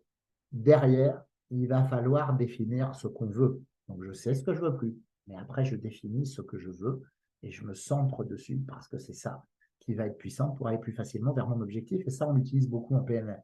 Hein. Pilier suivant. Alors, n'hésitez pas là encore, ça va permettre de faire une petite pause, de mettre la pause, poser les questions, les envoyer si besoin. Voilà. Et promis, je vous y répondrai. Et là, pour le coup, en direct, hein, sur le club Hypno-Coaching, en faisant un Facebook Live que vous pourrez revoir après de toute façon. Bien. Donc, vraiment, si vous avez des questions, des choses à préciser, n'hésitez pas. Petit replay, mais non, c'est ce que je dis, le replay, il y en a plein dedans. Donc, pilier suivant, c'est la flexibilité comportementale. Alors là, on fait un lien entre la PNL, la CNV, la communication non violente, qui est quelque chose d'important. C'est comment apprendre à adapter un peu son comportement plus facilement pour aller dans les bonnes stratégies. Bon. On dit en analyse systémique, et c'est très juste, je pense que c'est en réalité l'élément le plus, contrairement à ce qu'on pense, hein, c'est souvent l'élément le plus flexible d'un système qui contrôle le système. Je vous laisse méditer là-dessus, mais comment est-ce qu'on peut utiliser cette flexibilité comportementale? Alors, c'est apprendre à s'affirmer correctement, hein, sans être agressif, sans être manipulateur, sans être dans la fuite. Ça, on travaille ça, bien sûr, l'affirmation de soi dans la formation hypno-coaching. Et puis apprendre aussi aux gens à s'affirmer correctement, c'est quoi les bases. Mais si on prend l'exemple, par exemple, d'un manager qui ferait preuve de flexibilité comportementale, ben je vais vous dérouler un peu l'exemple. On va bien imaginer un manager qui dirige une équipe de fabrication. Et puis, une des règles du jeu de l'équipe, parce qu'il faut des règles du jeu dans l'équipe, ça c'est normal, c'est le contrôle de la fabrication. Et puis, il a dans son équipe Maurice, là, qui est un gars qui est plutôt pas très confiant, pas très sûr de lui, etc. Alors du coup, Maurice, bah, il va le contrôler au fur et à mesure de la fabrication. Parce que Maurice, ça va beaucoup le rassurer. Par contre, Robert, qui est un gars qui est, lui, au contraire, assez sûr de lui, un peu grognon, qu'il ne faut pas enquiquiner, eh ben, il va plutôt aller le contrôler à la fin. Voilà, parce que ça va le rendre plus efficace, Robert. Donc, en réalité, dans ce cas-là, la règle du jeu de l'équipe est respectée, il y a bien contrôle de la fabrication, mais le manager fait preuve de flexibilité comportementale en contrôlant Maurice au fur et à mesure et puis en contrôlant Robert plutôt à la fin. Et s'il ne faisait pas ça, eh ben, il perdrait l'un des deux, en fait. Voilà. Donc, vous voyez, ça, c'est un exemple de flexibilité comportementale, d'apprendre à adapter son comportement pour aller plus facilement dans des bonnes stratégies, vers la réussite, vers quelque chose où tout le monde s'y retrouve finalement. Voilà, ça, c'est aussi un des piliers de la PNL. Et puis cette PNL, donc vous avez bien compris, ben, elle a des champs d'application extrêmement vastes. On va l'utiliser en entreprise, on va l'utiliser dans la vente, dans le management. C'est pour ça que parfois la PNL a eu cette réputation un peu sulfureuse, entre guillemets, de manipulation ou autre. Bon.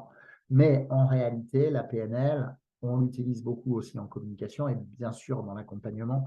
Et très sincèrement, c'est un très bel outil, y compris dans la préparation mentale pour des sportifs, pour des examens ou etc.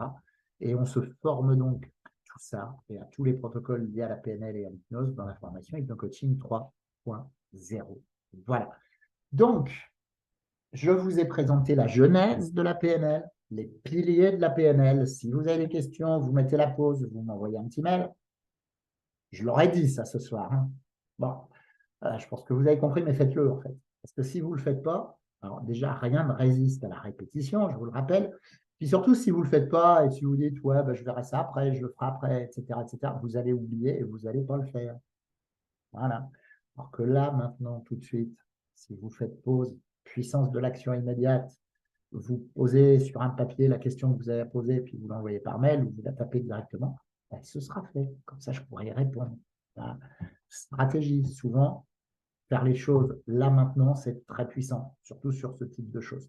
Voilà, ça c'était la petite parenthèse pour faire une transition, transition vers une autre partie liée à la PNL, qui est cette technique de questionnement, qui est un vrai cadeau pour vous. Hein. Je vous jure qu'on apprend partout dans toutes les formations de maître praticien en hypnose, en PNL, la détermination d'objectifs en 7 points. Alors bien sûr, il va y avoir des choses qui peuvent être proches du SPIR, il va là encore falloir respecter ce que disait Carl Rogers. Je vous en ai parlé au moment du spire, être dans l'écoute active, donner du feedback par la reformulation, éviter le conseil, bien sûr, et puis vraiment être centré sur la personne. Carl Rogers, c'était le père de la thérapie centrée sur la personne. Donc, si vous faites ça après en homework, si vous trouvez quelqu'un ou si vous essayez de le dérouler à quelqu'un dans votre vie, collez aux questions, collez à la technique et reformulez pour donner du feedback. Vous verrez, c'est très puissant quand c'est bien fait. Encore une fois, comment dirais-je, cet outil-là n'est pas forcément un outil de résolution de problème. C'est plus, là encore, un outil de prise de conscience. Mais vous allez voir, il est très, très complet. Et vraiment, il va vous permettre aussi de, comment dirais-je, d'accompagner des gens et de les faire entrer dans des prises de conscience. Et vous, ça va aussi vous donner plein d'indications pour la suite et pour organiser le coaching ou l'accompagnement par la suite. Donc, première question, on va prendre la même problématique que celle que j'avais prise pour le SPIR, par exemple, quelqu'un qui veut se reconvertir professionnellement. Donc, première question, en quoi puis-je vous aider? Bon, et la personne, elle va dire, je viens là parce que j'aimerais être accompagné pour une reconversion professionnelle. Très bien, donc je peux vous accompagner pour une reconversion professionnelle, c'est ça? Oui, c'est ça. Dites-moi un peu plus. Eh bien, voilà. Effectivement, c'est vraiment important pour moi parce que mon métier actuel, j'en peux plus. OK. Et là, ça va permettre d'enchaîner sur la deuxième question. En quoi est-ce important pour vous de vous reconvertir professionnellement? Deuxième question. Et là, la personne, elle va répondre, par exemple, c'est important pour moi parce que mon métier actuel, franchement, j'en peux plus. Je me lève le matin, c'est difficile, je suis en larmes tellement j'en ai marre. Je rentre le soir, je suis fatigué, ça devient vraiment très compliqué pour moi de rester dans mon travail actuel. Là, le coach va reformuler. OK, si j'entends bien, cette reconversion professionnelle, elle est vraiment importante pour vous parce que le métier que vous faites ne fait plus de sens et devient même extrêmement pénible, c'est ça? C'est exactement ça. Et là, vous n'allez pas vous arrêter là parce que c'est peut-être pas complet. Et vous allez rajouter la petite question hyper importante que j'essaye de vous montrer là avec ma souris. Oui, ma souris. Voilà, et là. Hop, ici, là. Donc, et quoi d'autre? Et quoi d'autre? Et là, la personne, elle va peut-être répondre, ah, et puis j'ai vraiment du coup besoin aujourd'hui d'un métier qui a du sens. Voilà, qui fasse sens pour moi quand je vais au travail. OK. Donc, la deuxième chose importante pour vous, c'est que cette reconversion professionnelle soit vers un métier qui a du sens, c'est ça? Ouais, c'est exactement ça. Et là, vous allez continuer. Et quoi d'autre? Puis vous allez reformuler. Et quoi d'autre? Et quoi d'autre? Et quoi d'autre? Et vous allez avoir tout un faisceau de motivation là, et c'est vraiment important parce que plus les motivations de la personne sont nombreuses et plus elle aura de bonnes raisons d'atteindre son objectif. Puis ces bonnes raisons, vous allez pouvoir les travailler aussi plus tard en coaching.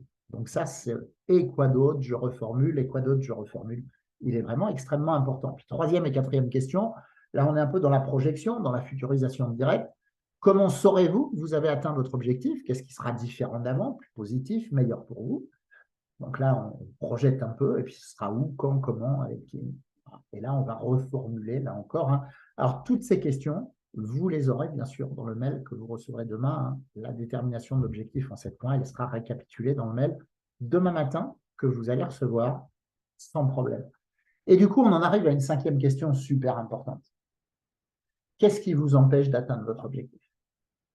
Et ça va être intéressant parce que la réponse du sujet va vous orienter vers ces croyances limitantes qui font que, en fait, il n'arrive pas à atteindre son objectif ou qu'il ne voit pas comment y arriver. Donc, peut-être qu'il va vous dire, en fait, je crois que je n'ai pas les capacités. Je voudrais bien faire ça, hein, mais j'y crois pas vraiment. Je crois que je n'ai pas les capacités. J'ai juste le bac. Je ne pourrais pas, moi, monter une entreprise parce que c'est aussi ça. Hein, se lancer, c'est aussi monter une entreprise. Non, je ne serais pas capable. Ah, OK. Vous pensez que votre niveau d'études est insuffisant pour monter une entreprise, pareil. Ouais, ouais, c'est exactement ça. Alors, soit dit en passant, en vrai, c'est faux, puisque 70% des entrepreneurs sont autodidactes en réalité. Donc, voilà. Bon. Donc là, on a identifié une croyance limitante et on va faire comme tout à l'heure. On va lui dire, Et quoi d'autre? Et là, la personne, peut-être qu'elle va dire, oh, et puis je ne crois pas que je pourrais atteindre un niveau de salaire raisonnable. Non, non, je ne crois pas que je pourrais gagner de l'argent avec ça. Ah, ok, vous pensez que de toute façon, vous avez envie de faire ce métier-là, mais que vous ne le ferez pas parce que vous serez incapable de ramener de l'argent, c'est ça? Ouais, ouais, c'est ça. Et quoi d'autre? Et là, on va repartir dans le et quoi d'autre, le et quoi d'autre. Et là, on va recevoir comme ça tous les freins, toutes les croyances limitantes. Et c'est très intéressant, on les reformule, bien sûr. La personne peut en prendre conscience. Et puis en plus, dans les séances de coaching d'après, on va pouvoir les travailler. Vous voyez ce que je veux dire? Pour les ramollir, pour passer à des choses qui soient plus ressources de ces croyances limitantes. Donc cette cinquième question, elle donne énormément d'infos et elle va, elle aussi, permettre d'organiser un petit peu le coaching. Question suivante, fondamentale aussi, vous allez me dire, elles sont toutes fondamentales, mais c'est vrai. Et c'est une question qu'on pose rarement, qu'on se pose rarement, même parfois, et qui pourtant est fondamentale. Le fait d'atteindre votre objectif peut-il vous poser un problème?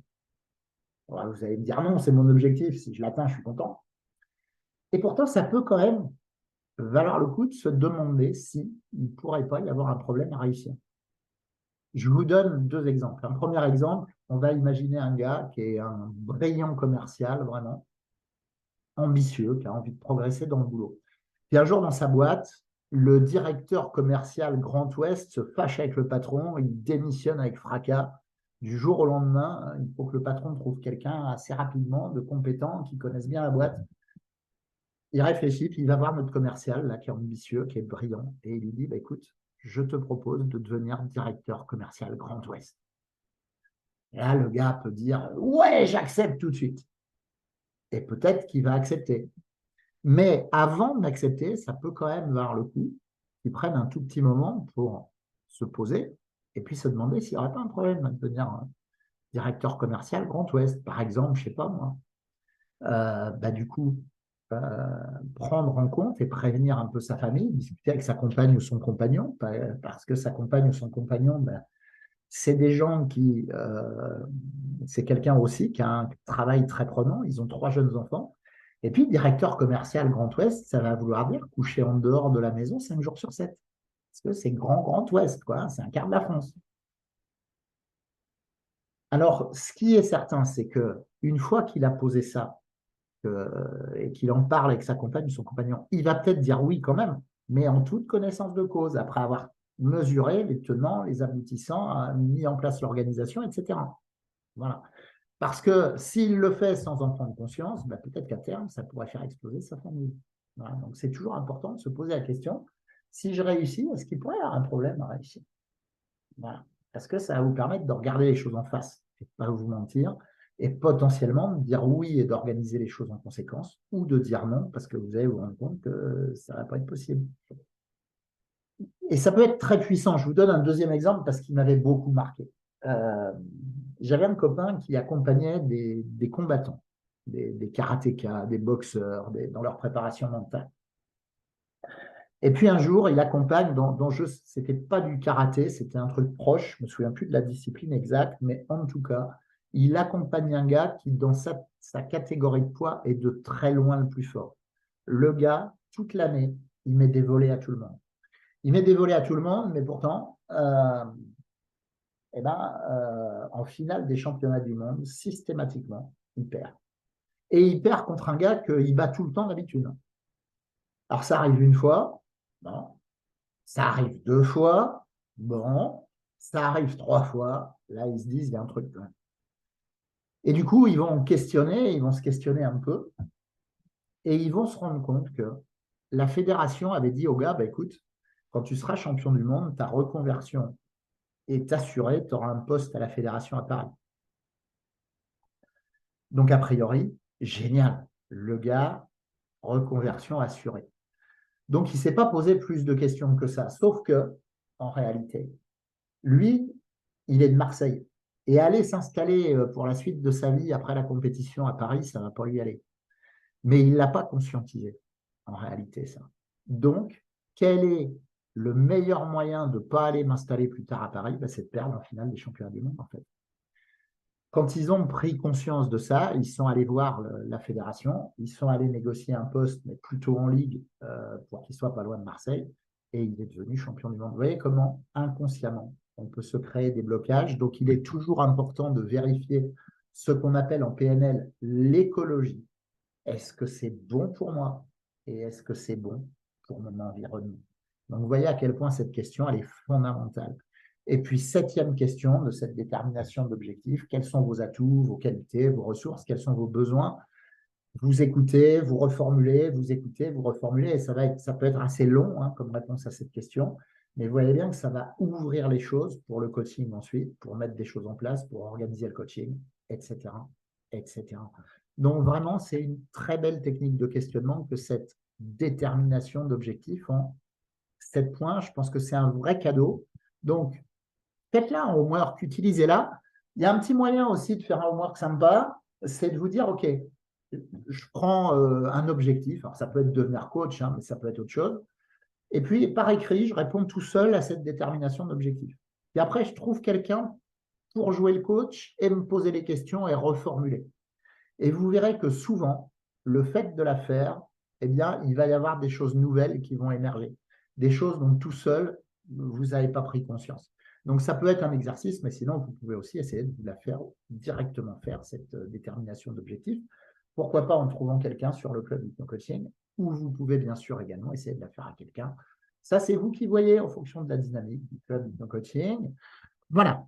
Ce deuxième grosse partie du Zoom de ce soir sur la PNL, les piliers de la PNL, la genèse, et puis cette détermination de l'objectif est terminée. Si vous avez des questions, je vous le redis, la pause, un petit mail, et je répondrai à tout ça en début de semaine. Vous recevrez l'heure du Facebook Live sur le club hypno-coaching. Donc attention, si vous n'êtes pas sur le club hypno-coaching, demandez votre entrée sur le club hypno-coaching pour pouvoir assister au Facebook Live ou le voir en rediff en déroulant le fil d'actualité. Mais vraiment, posez vos questions, posez vos questions. Si on était en direct dans le chat comme les 2 premiers, vous le feriez. Alors là, faites-le. Bon, d'un chien. Bon, c'est moi qui pète un peu un câble. Je suis tout seul, il faut que je me dynamise.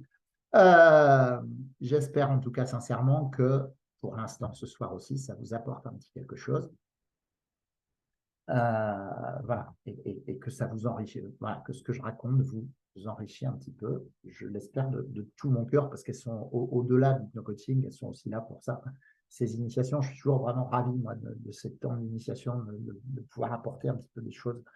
Voilà, alors j'espère que ça vous apporte un petit peu. Vous avez le droit de me le dire par mail aussi, hein, d'ailleurs, si c'est OK pour vous et si c'est à peu près clair pour vous. Bah. Et du coup, on en arrive à cette toute dernière partie. Alors, la toute dernière partie du Zoom de ce soir, mais aussi la toute dernière partie de cette initiation. Et on va maintenant parler d'EFT. Donc, l'EFT, ça veut dire Emotional Freedom Technique, technique de libération émotionnelle. Alors, je me suis formé il y a très longtemps à l'EFT, ça arrivait tout juste en France. Et il faut bien reconnaître que quand c'est arrivé en France, on a pris ça un peu pour un truc de charlatan. Et ça n'a pas eu un gros succès. Il faut reconnaître que c'est un peu bizarre hein, comme technique. Je vais vous montrer hein, par quoi ça passe, hein, par des tapotements sur des méridiens d'acupuncture, entre autres. Donc, ça peut paraître un peu bizarroïde. Bon. Les anglo-saxons sont beaux, ils ont plein de défauts, hein, mais ils sont assez pragmatiques et quand il y a un truc qui marche, ils ont tendance à utiliser. Et donc, ils vont utiliser l'EFT, avoir du résultat. Parallèlement à ça, il y a les neurosciences qui vont venir donner quelques explications sur tout ça. Et quelques années plus tard, l'EFT va faire son retour en France et gagner petit à petit ses lettres de noblesse, en tout cas de la crédibilité. Il y a vraiment aujourd'hui beaucoup de très nombreux pédopsychiatres qui utilisent l'EFT parce que ça marche très très bien avec les enfants. Il y a l'unité du CHU de Marseille qui, pour les patients schizophréniques, qui utilisent avec beaucoup de bonheur l'EFT également. Bref, c'est vraiment une technique qui, derrière son côté un peu bizarre, fonctionne parfois incroyablement bien. Et donc, je vais vous en offrir un petit peu les bases. Bien. Alors, par contre, c'est vrai, je vous le dis, si vous êtes déjà coach, thérapeute, souvent les patients, les clients, ils ne connaissent pas l'EFT et attendez qu'ils soient en confiance, que l'alliance soit faite. Hein. S'ils ne vous connaissent pas encore, qu'ils viennent plutôt pour du coaching ou de l'hypnose et que vous leur dites « Ah ben alors là, t'inquiète pas, je vais résoudre tous les problèmes de toute ta vie », bon, sans un bon pré-talk préalable, sans être en confiance, ça peut paraître un peu curieux quand même comme technique. Donc, il va être important de l'utiliser vraiment parce que c'est très utile. Ça se marie très bien avec l'hypnose. Les gens sont très vite autonomes avec ça. Mais voilà, si les gens, il est rare que les gens connaissent bien l'EFT et viennent en disant je veux faire une séance d'EFT, ou c'est souvent vous, en tant qu'accompagnant, qui allez choisir la technique. Et il peut être bon de la choisir, cette EFT, quand l'alliance est déjà faite avec le client. Et effectivement, d'avoir là encore un bon pré-talk, pré-avant et talk to talk. J'ai déjà parlé du pré-talk, de ce discours professionnel qui allait rassurer et qui allait être clair. Donc, si je vous explique un petit peu les origines de l'EFT, alors la genèse de l'EFT, ben, je vous le dis, ce n'est pas toujours aussi spectaculaire quand même que l'histoire que je vais vous raconter. Mais parfois, les histoires spectaculaires, c'est comme ça que ça ouvre des portes pour mettre des choses en place. Et en fait, eh bien, là, la genèse de l'EFT, c'est que dans les années 70, il y a une jeune femme, Marie, qui a une phobie de l'eau extrêmement importante. Voilà. Alors, Marie fait plein de choses, plein de thérapies, plein d'accompagnements, et il n'y a rien qui y fait. Marie conserve cette phobie de l'eau. Et puis un jour, elle entend parler du docteur Roger Callahan. Et ce Roger Callahan, il serait soi-disant incroyable, il serait formé à tout un tas de choses, il aurait des résultats incroyables. Donc Marie va prendre le rendez-vous avec le docteur Callahan et se fait accompagner par le docteur Callahan. Elle suit pas mal de séances avec Callahan et il n'y a rien qui bouge. Marie a toujours la phobie de l'eau. Et plus ça va, plus elle en a marre. Marie, ça devient compliqué pour elle, elle perd le moral, elle en a marre de tout ça. Et un matin, elle se lève, elle a rendez-vous avec Callahan et franchement, elle n'est pas bien. Elle a mal au ventre, voilà, elle se sent pas très bien. Elle y va quand même. Puis elle dit à Callahan, vous savez, je ne suis pas très bien, j'ai mal à l'estomac, je ne sais pas si je vais être capable de travailler là, ce matin. Et Callahan lui dit, bah, écoute Marie, ce que tu vas faire dans un premier temps, c'est tout simplement tapoter ici sur le point claviculaire, là au niveau des clavicules. Tu vas voir, ça va te faire du bien. Donc, ça fait partie des différents méridiens d'acupuncture. Ça faisait longtemps qu'on savait qu'on pouvait activer des choses, pas seulement en plantant des aiguilles, mais en tapotant sur certains méridiens d'acupuncture ou par pression. Mais on pensait que c'était plutôt pour des choses physiologiques jusqu'à maintenant, physiques. Donc, Callahan lui dit, bah, tapote sur ce point claviculaire, là, puis tu vas voir. Ça va te soulager de tes maux de ventre et d'estomac à un moment donné, parce que c'est un peu relié à ce point-là. Marie tapote. Et puis à un moment donné, elle regarde Callahan et elle lui dit j'ai plus peur de l'eau.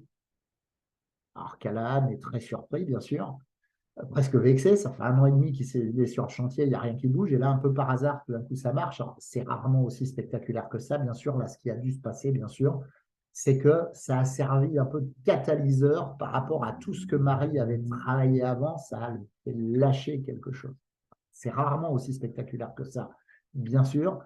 Mais c'est comme ça que Callahan a découvert que on allait pouvoir utiliser ces tapotements sur des méridiens d'acupuncture aussi pour résoudre des problématiques liées aux émotions. Donc Callahan va réfléchir à comment organiser ça, réfléchir. Il va créer une méthode qu'il va appeler la TFT. La TFT, ça veut dire Thought Field Therapy, la thérapie du champ mental. Et sa thérapie du champ mental, franchement, ça va quand même être une grosse usine à gaz. Donc, Callahan va pas avoir trop de succès avec sa thérapie du champ mental, mais un de ses disciples, Carey Gregg, va reprendre tout ça, le simplifier et donner naissance à l'EFT, Emotional Freedom Technique. Donc, l'EFT va s'appuyer principalement sur deux choses. Ces tapotements là sur des méridiens d'acupuncture, je vais vous expliquer comment faire. Et puis également, va s'appuyer un peu sur notre fonctionnement cérébral pour y semer un peu le bazar en fait dans notre développement, dans notre organisation.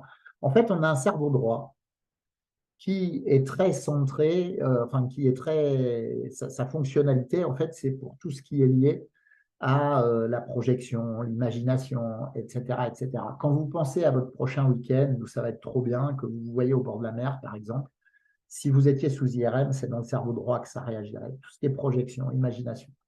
Le cerveau gauche, lui, il est lié plutôt à tout ce qui est logique, rationnel. En gros, quand vous faites vos comptes, si vous étiez sous IRM, c'est dans le cerveau gauche que ça réagirait. Et du coup, figurez-vous que quand on a des problématiques émotionnelles récurrentes, cerveau droit, cerveau gauche, ils se disent, ah ben c'est encore ce truc-là, on renvoie les mêmes, on va renvoyer les mêmes réponses, quoi. Et vous allez voir, vous verrez comment, à un moment donné, avec l'EFT, on va semer le bazar entre cerveau gauche et cerveau droit. Ça va plus être cohérent, en fait, pour le cerveau, et du coup, il va désactiver la mauvaise réponse émotionnelle parce que c'est plus cohérent. Voilà. Donc ça, c'est important à comprendre. N'hésitez pas à me poser des questions. Mais je vous le rappelle, hein, vous aurez 3 vidéos demain, 3 liens de vidéos dans le mail et les explications seront un peu reprises, en plus des démonstrations de rondes que vous pourrez suivre posément et puis sans doute avec un meilleur centrage d'image que sur ce Zoom ce soir. Mais j'espère cependant que je suis assez clair dans mes explications. Et donc maintenant, je vais vous présenter les 3 ronds. Alors là, il y a plein de protocoles, hein, on les apprend tous dans la formation hypno-coaching. Protocole du SI, protocole du conflit, protocole de la paix personnelle, protocole de la paix avec le passé. Il y a plein de protocoles différents qui s'apprennent en EFT, qui sont vraiment efficients et qu'on apprend dans la formation hypno-coaching. Mais là, et c'est déjà très utile, moi c'est un des trucs dont je me sers peut-être le plus dans ma vie. Ça fonctionne hyper bien avec les enfants, vraiment. Et donc, je vais quand même vous livrer ces 3 rondes de base que vous pouvez vraiment utiliser dans votre vie. Alors, ça peut s'utiliser sur plein de choses, hein, sur des traces émotionnelles assez puissantes, hein, sur des trucs assez, mais aussi sur des trucs, voilà, mon voisin me met en colère parce qu'il fait trop de bruit avec la musique ou autre, sur des montées en pression. L'EFT peut être vraiment très, très utile et on peut l'utiliser sur un tas de choses et vous allez voir, c'est assez simple d'être autonome. Alors, comment est-ce qu'on va s'y prendre? La première des choses, c'est que on va en fait demander à la personne qu'on accompagne, ou soi-même si on est tout seul, se demander comment on pourrait d'une courte phrase euh, présenter notre problème. Quelle est la courte phrase qui nous parle le plus pour parler de notre problème? Alors, on va prendre un truc simple, hein. Là, on va imaginer, il faut que la phrase soit courte dans ce qu'elle parle à la personne, hein. Et là, on va imaginer j'en ai marre d'être coléreux. Voilà. Je me suis encore mis en colère hier, avant-hier, etc. J'en peux plus de ça. Ça me joue des tours. J'en peux plus. J'en ai marre d'être coléreux. OK. Donc, première chose, on trouve cette courte phrase qui va parler à la personne. Elle pourra changer, hein, cette phrase d'une ronde à l'autre ou même. Voilà. Là, je vous donne vraiment les bases. On va travailler toujours avec la même phrase là ce soir. Et puis ensuite, on va dire OK, là, à l'instant T, tu en as marre d'être en colère. Est-ce que tu pourrais m'évaluer ton ressenti désagréable là au niveau émotionnel de 0 à 10? 0 étant tout va bien et 10 étant c'est insupportable, ça ne peut pas être pire. Ah, je me suis encore énervé hier, je suis à 7. Je suis à 7 sur 10. OK. Et ce qu'on va faire ensuite, ben, c'est dérouler la ronde de FT pour faire baisser le niveau. On va dérouler une ou plusieurs rondes de FT jusqu'à ce que le niveau arrive entre 0 et 2. Alors parfois, ça bloque un peu à 2 parce que des fois, il faudrait travailler d'autres choses derrière la problématique. Mais si on arrive entre 0 et 2, c'est vraiment très, très, très bien. Donc, comment est-ce qu'on va faire baisser cette intensité? Ben, tout simplement en tapotant. Et donc, je vais vous montrer la petite ronde de FT. Vous l'aurez ensuite en vidéo, hein, cette petite ronde de FT. Je vous le dis tout de suite, pendant que j'y pense, sur la petite ronde et la grande ronde, dans les vidéos que j'ai faites, j'ai oublié un point. J'ai oublié, après le premier point, le passage sur la tête ici. Alors peut-être que ça cache quelque chose. L'arrêt au milieu, là, la mienne est très large. Peut-être que voilà, j'ai eu un trauma qui m'a empêché de mettre ce point dans la vidéo, mais pensez-y, vous verrez, hein, vous ne retrouverez pas tout à l'heure ce point-là sur les vidéos de demain, donc pensez à les intégrer. Voilà. Donc, premier point, il est ici, là. On l'appelle le point de karaté, et on va aller tapoter, mais il va y avoir une petite phrase magique à répéter en même temps qu'on tapote sur ce point. Et cette phrase, ça va être même si j'ai tel ou tel problème, donc même si j'en ai marre d'être en colère, je m'aime et je m'accepte profondément. Vous trouverez des variantes, hein, je m'aime et je m'accepte complètement, etc. Tout est OK. Et là, on va répéter 3 fois la phrase pendant qu'on tapote sur ce point karaté. Même si j'en ai marre d'être coléreux, je m'aime et je m'accepte profondément. Même si j'en ai marre d'être coléreux, je m'aime et je m'accepte profondément. Même si j'en ai marre d'être coléreux, je m'aime et je m'accepte profondément. Le point suivant, celui donc que j'ai oublié, et là, on ne va pas dire toute la phrase, on va juste énoncer le problème. Marre d'être coléreux. Puis on va passer, alors faites-le avec plusieurs doigts parce qu'il ne faut pas louper les méridiens quand même, sinon c'est moins efficace, au coin des sourcils. Là. Alors ça peut être d'un côté, peu importe le côté, il y a des méridiens des deux côtés, donc faites pour être à l'aise, vous pouvez taper ensuite là des deux côtés ou d'un seul côté, et peu importe le côté. Moi, je prends l'habitude de taper avec les deux côtés pour vous montrer, mais vous pouvez très bien faire juste ça ou juste ça. Donc le troisième point, il est là, point de mes sourcils. Marre d'être coléreux. Ici ensuite, au coin des yeux, marre d'être coléreux. Sous les yeux, marre d'être coléreux. Marre d'être coléreux. On peut aussi des fois redire toute la phrase, hein. Même si j'en ai marre d'être coléreux, je m'aime et je m'accepte profondément. Je crois que sur la vidéo, je reprends la phrase en entier, mais c'est plus simple et c'est tout aussi efficace et plus rapide de juste dire le problème. Puis on va venir au creux du menton, marre d'être coléreux. Puis le fameux plein point claviculaire là, sur lequel Callahan avait fait taper Marie, marre d'être coléreux. Sous la poitrine, donc pour les femmes, c'est au niveau de la bretelle de soutien-gorge. Même si j'en ai marre d'être coléreux, je m'aime et je m'accepte profondément. Puis sous le bras ici, au niveau de l'aisselle. Donc vous voyez que c'est une technique quand même, c'est mieux de la faire en étant tranquille, parce que dans le bus, ça va pas être terrible. Et puis on revient au point karaté et on va redire la phrase 3 fois. Même si j'en ai marre d'être en colère, d'être coléreux, je m'aime et je m'accepte profondément. Même si j'en ai marre d'être en colère, d'être coléreux, je m'aime et je m'accepte profondément. Même si j'en ai marre d'être coléreux, je m'aime et je m'accepte profondément. Puis, on va prendre une bonne respiration. Et puis, on va évaluer. On va se dire, bah, j'étais à 7, je suis à combien? Et parfois, il y a un effet très mécanique. Hein. C'est même pas la peine d'y croire vraiment. Très souvent, ça a commencé à baisser. Alors, des fois beaucoup, des fois moins. Et quand ça bloque un peu, alors on va refaire une autre petite ronde, par exemple, pour continuer à faire baisser. Sur la même phrase ou sur une autre phrase d'accroche, si le gars il se rend compte qu'il est en colère parce qu'il est fatigué, il pourrait dire même si je suis toujours fatigué et que ça me met en colère, etc. On peut changer d'une phrase à l'autre, mais là on va garder la même, ça va être plus simple. J'espère être toujours clair pour vous. N'hésitez pas à mettre la pause, à m'envoyer un petit mail s'il y avait des choses qui n'étaient pas claires. Vraiment, en attendant, prenez des notes, puis en fonction de ce que vous aurez pris comme note sur le FT, si vous avez des questions plus globales à la fin, vous me les posez par mail. Donc, si ça descend bien, on peut réenchaîner une deuxième ronde jusqu'à descendre entre 0 et 2. On va enchaîner des rondes jusqu'à vraiment bien descendre entre 0 et 2. Ça peut être très efficace. Hein. Moi, quand je me suis formé à ça, le gars, il y a très longtemps, il avait fait une démonstration sur un gars en cas réel hein, qui était arachnophobe, qui avait la phobie des araignées. Ça avait duré très longtemps. Hein. Ils avaient changé les phrases d'accroche. Ça avait duré 1 heure et demie. À la fin, le gars n'était pas très à l'aise, mais il allait ouvrir une boîte avec une araignée dedans quand même. Donc ça avait eu un effet incroyable hein, pour un gars qui était vraiment en panique au départ. Donc vraiment, le FT, c'est un méga complément à l'hypnose. Ça peut être très complémentaire. Les gens sont très facilement autonomes et ça peut parfois être vraiment très, très, très puissant.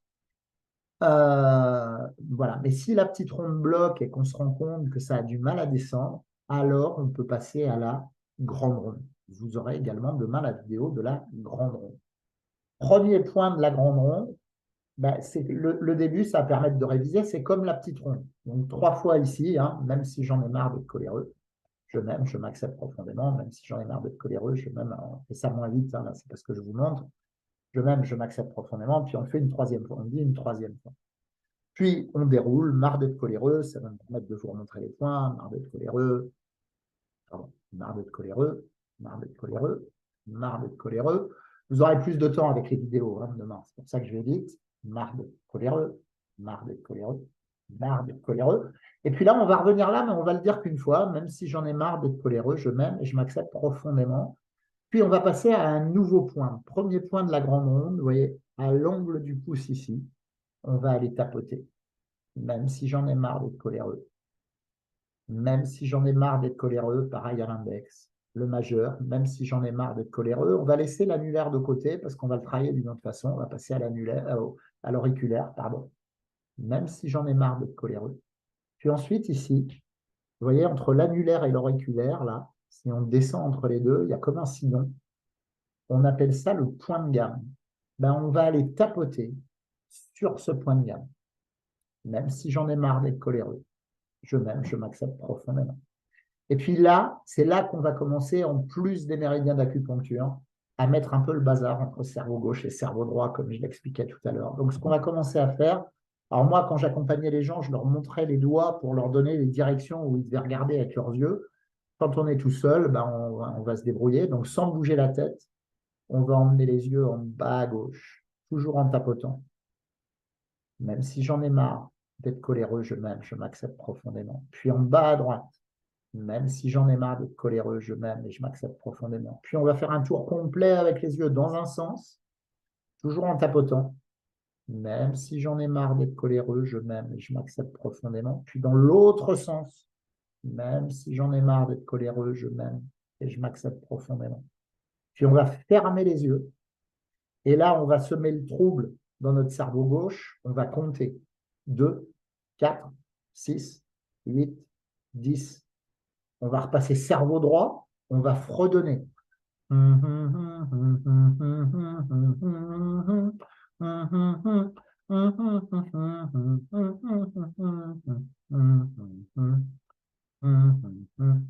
vous suggère plutôt Frère Jacques KCDC, ça passera mieux. Donc là, on met le bazar dans le cerveau droit, on repasse cerveau gauche pour mettre le bazar. 2, 4, 6, 8, 10. Puis on va rouvrir les yeux et on va terminer par la grande ronde. Alors une seule fois d'abord, cette fois sur le point de karaté. Même si j'en ai marre d'être coléreux, je m'aime, je m'accepte profondément. Marre d'être coléreux, marre d'être coléreux, marre d'être coléreux, marre d'être coléreux. Même si j'en ai marre d'être coléreux, je m'aime et je m'accepte profondément. Marre d'être coléreux, marre d'être coléreux, marre d'être coléreux, marre d'être coléreux. Même si j'en ai marre d'être coléreux, là on va finir par 3 fois. Je m'aime et je m'accepte profondément. Même si j'en ai marre d'être coléreux, je m'aime et je m'accepte profondément. Même si j'en ai marre d'être coléreux, je m'aime et je m'accepte profondément. Et puis, on va s'arrêter là, et puis on va voir, j'étais descendu de 5 de 7 à 6, par exemple, combien j'en suis.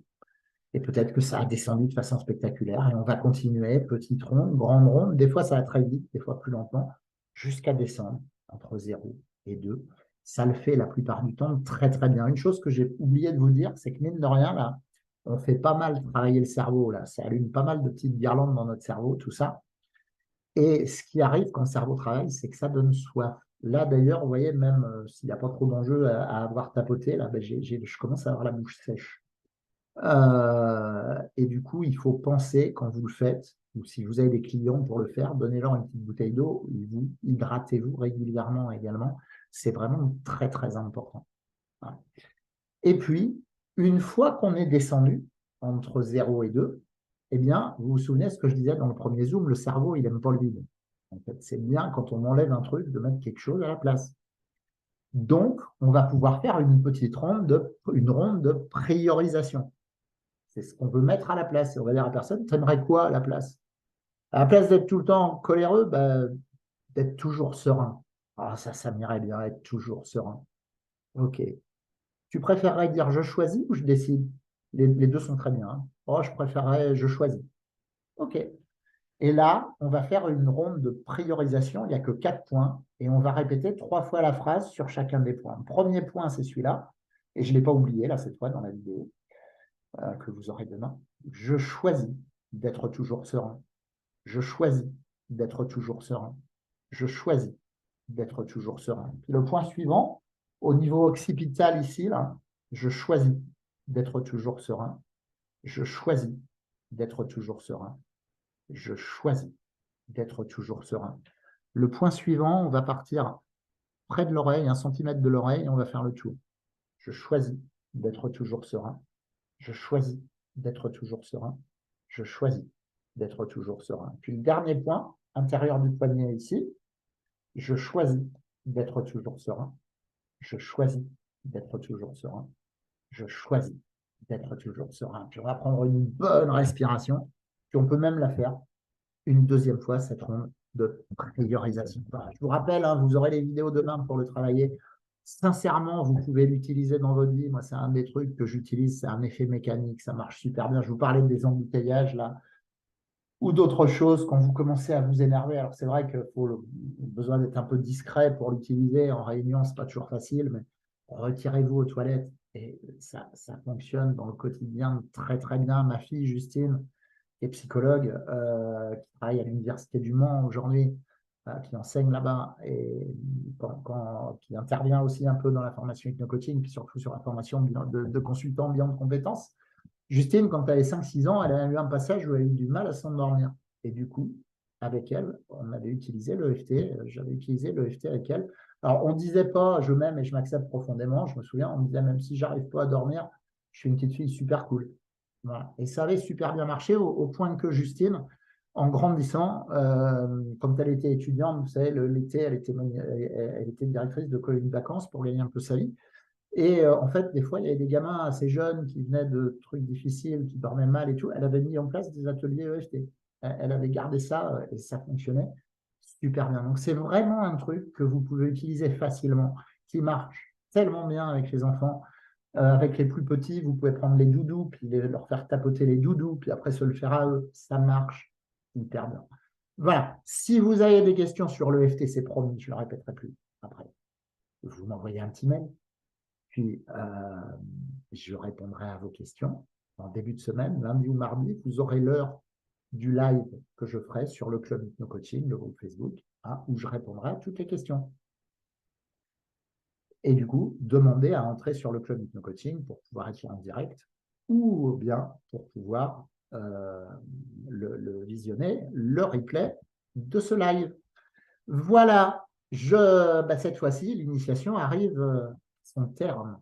J'espère que vous êtes allés au bout, même si j'étais ce soir en différé. Franchement, j'espère que ça vous aura, y compris ce soir, apporté quelque chose. Comme je suis en différé, hein, et je vous le redis quand même, Club Hypno Coaching, je vais pouvoir faire un Facebook Live, etc. etc. J'en rajoute en fait, hein, pour vraiment pouvoir, même si là je suis en différé, répondre à vos questions si vous en avez. Vraiment, vraiment, je dis tiens, je ne veux pas que vous partiez avec des interrogations, avec des trucs qui ne seraient pas OK. Hein. Donc vraiment, vraiment, n'hésitez pas. Je vous rappelle aussi, mais je l'ai fait en début de Zoom, vous pouvez aussi regarder la fin, les 10-15 dernières minutes du premier replay si vous voulez réavoir des informations sur la formation hypno-coaching. Là, je ne vais pas vous refaire le déroulé en fin de Zoom. Vous pouvez, mais par contre, pour le prochain cycle, inscrivez-vous rapidement. Un, pour avoir le tarif de l'offre spéciale, puis ce tarif-là, parce qu'il risque d'augmenter bientôt. Et deux, aussi parce que le groupe vraiment du prochain cycle va être bientôt complet. Donc, prenez rendez-vous. C'est avec plaisir. Là, j'ai eu des rendez-vous là encore aujourd'hui dans la journée. Il y a eu l'inscription de Véronique. Il y a eu voilà, vraiment, vraiment, n'hésitez pas. Soit vous prenez rendez-vous, il y a un petit lien vers 22 heures, vous avez dû recevoir un mail avec un lien. Cliquez sur ce lien, prenez rendez-vous. Rendez-vous de 30 minutes le matin du rendez-vous. Vérifiez bien votre messagerie, je vous envoie un lien Zoom. Si le Zoom ne vous va pas parce que vous êtes au boulot ou autre, on passe à ce moment-là par téléphone, il suffit de me le dire. Et vraiment, ce rendez-vous va vous permettre de savoir si vous avez envie de rentrer dans cette grande aventure. Vraiment, c'est une belle aventure, sincèrement, une super aventure humaine, cette formation d'1 an, où vous allez avant tout énormément travailler sur vous. Tous les étudiants le disent, hein, il y a un avant et un après. Il y a vraiment un avant et un après la formation. Mais vous allez aussi sortir de là prêt en tant que grand professionnel. Vous allez avoir beaucoup, beaucoup d'outils puissants, une compréhension des processus de changement aussi. Si vous êtes déjà formé, vous allez certainement pouvoir emboîter tout ça. Il y a souvent des gens qui sont déjà coach ou déjà hypno, qui font la formation hypno-coaching et tous, ils trouvent vraiment beaucoup. Voilà. Bref, vous avez bien compris. Si vous souhaitez qu'on en discute, vous prenez un petit rendez-vous. Si les créneaux de rendez-vous ne vous vont pas, vous m'envoyez un petit SMS au 06 88 32 58 49. C'est pas la peine de m'appeler, je réponds jamais en vrai. Par contre, si vous m'envoyez un petit SMS ou que vous me laissez un message vocal, dans la demi-journée, la journée maximum, c'est promis, je trouverai un créneau pour vous rappeler ou sur les créneaux que vous m'indiquerez, je tâcherai de me débrouiller. Voilà, cette fois-ci, je crois qu'on arrive vraiment au bout. Je serais ravi vraiment de parler avec vous dans des petits entretiens. Je serais ravi dans le prochain live, Facebook Live de répondre à vos questions. Merci infiniment. J'espère que vous êtes encore là, que même si j'étais en différé, vous êtes encore là vraiment. Elle me tient à cœur, j'adore faire ces initiations-là. Sincèrement, même en m'enregistrant, là, je vous parle et je prends un plaisir infini en fait, parce que j'espère que ça vous servira et que ça vous amènera peut-être à aller plus loin sur tous ces outils et pourquoi pas à vous former. Voilà, donc demain, vous recevrez également un mail avec 3 vidéos et puis le suivi possible, bien sûr, sur le club Hypno Coaching, le Facebook Live pour répondre à vos questions la semaine prochaine. Alors, bien sûr, s'il n'y a pas de questions, il n'y aura peut-être pas de Facebook Live, on verra ça, mais je crois que j'en ferai un quand même pour vous dire, il n'y a pas de questions, dommage. Voilà, ben, écoutez, cette fois-ci, on arrive au bout, c'est fini. J'espère vous avoir enrichi. Merci infiniment d'avoir été là. Merci aussi, même si ça m'agace un peu, mais là, on est déjà en replay à tous les gens qui n'étaient pas là en direct, mais qui m'ont envoyé un petit mail après les 2 premiers replays parce qu'ils ne pouvaient pas être là aux 2 premiers directs. Merci infiniment. Et puis, vous le savez bien, parce que c'est important pour moi, la bienveillance. Donc, soyez bons avec vous-même, bienveillants avec les autres. Merci infiniment d'avoir été là. Bye bye, à très vite, j'espère. Ciao.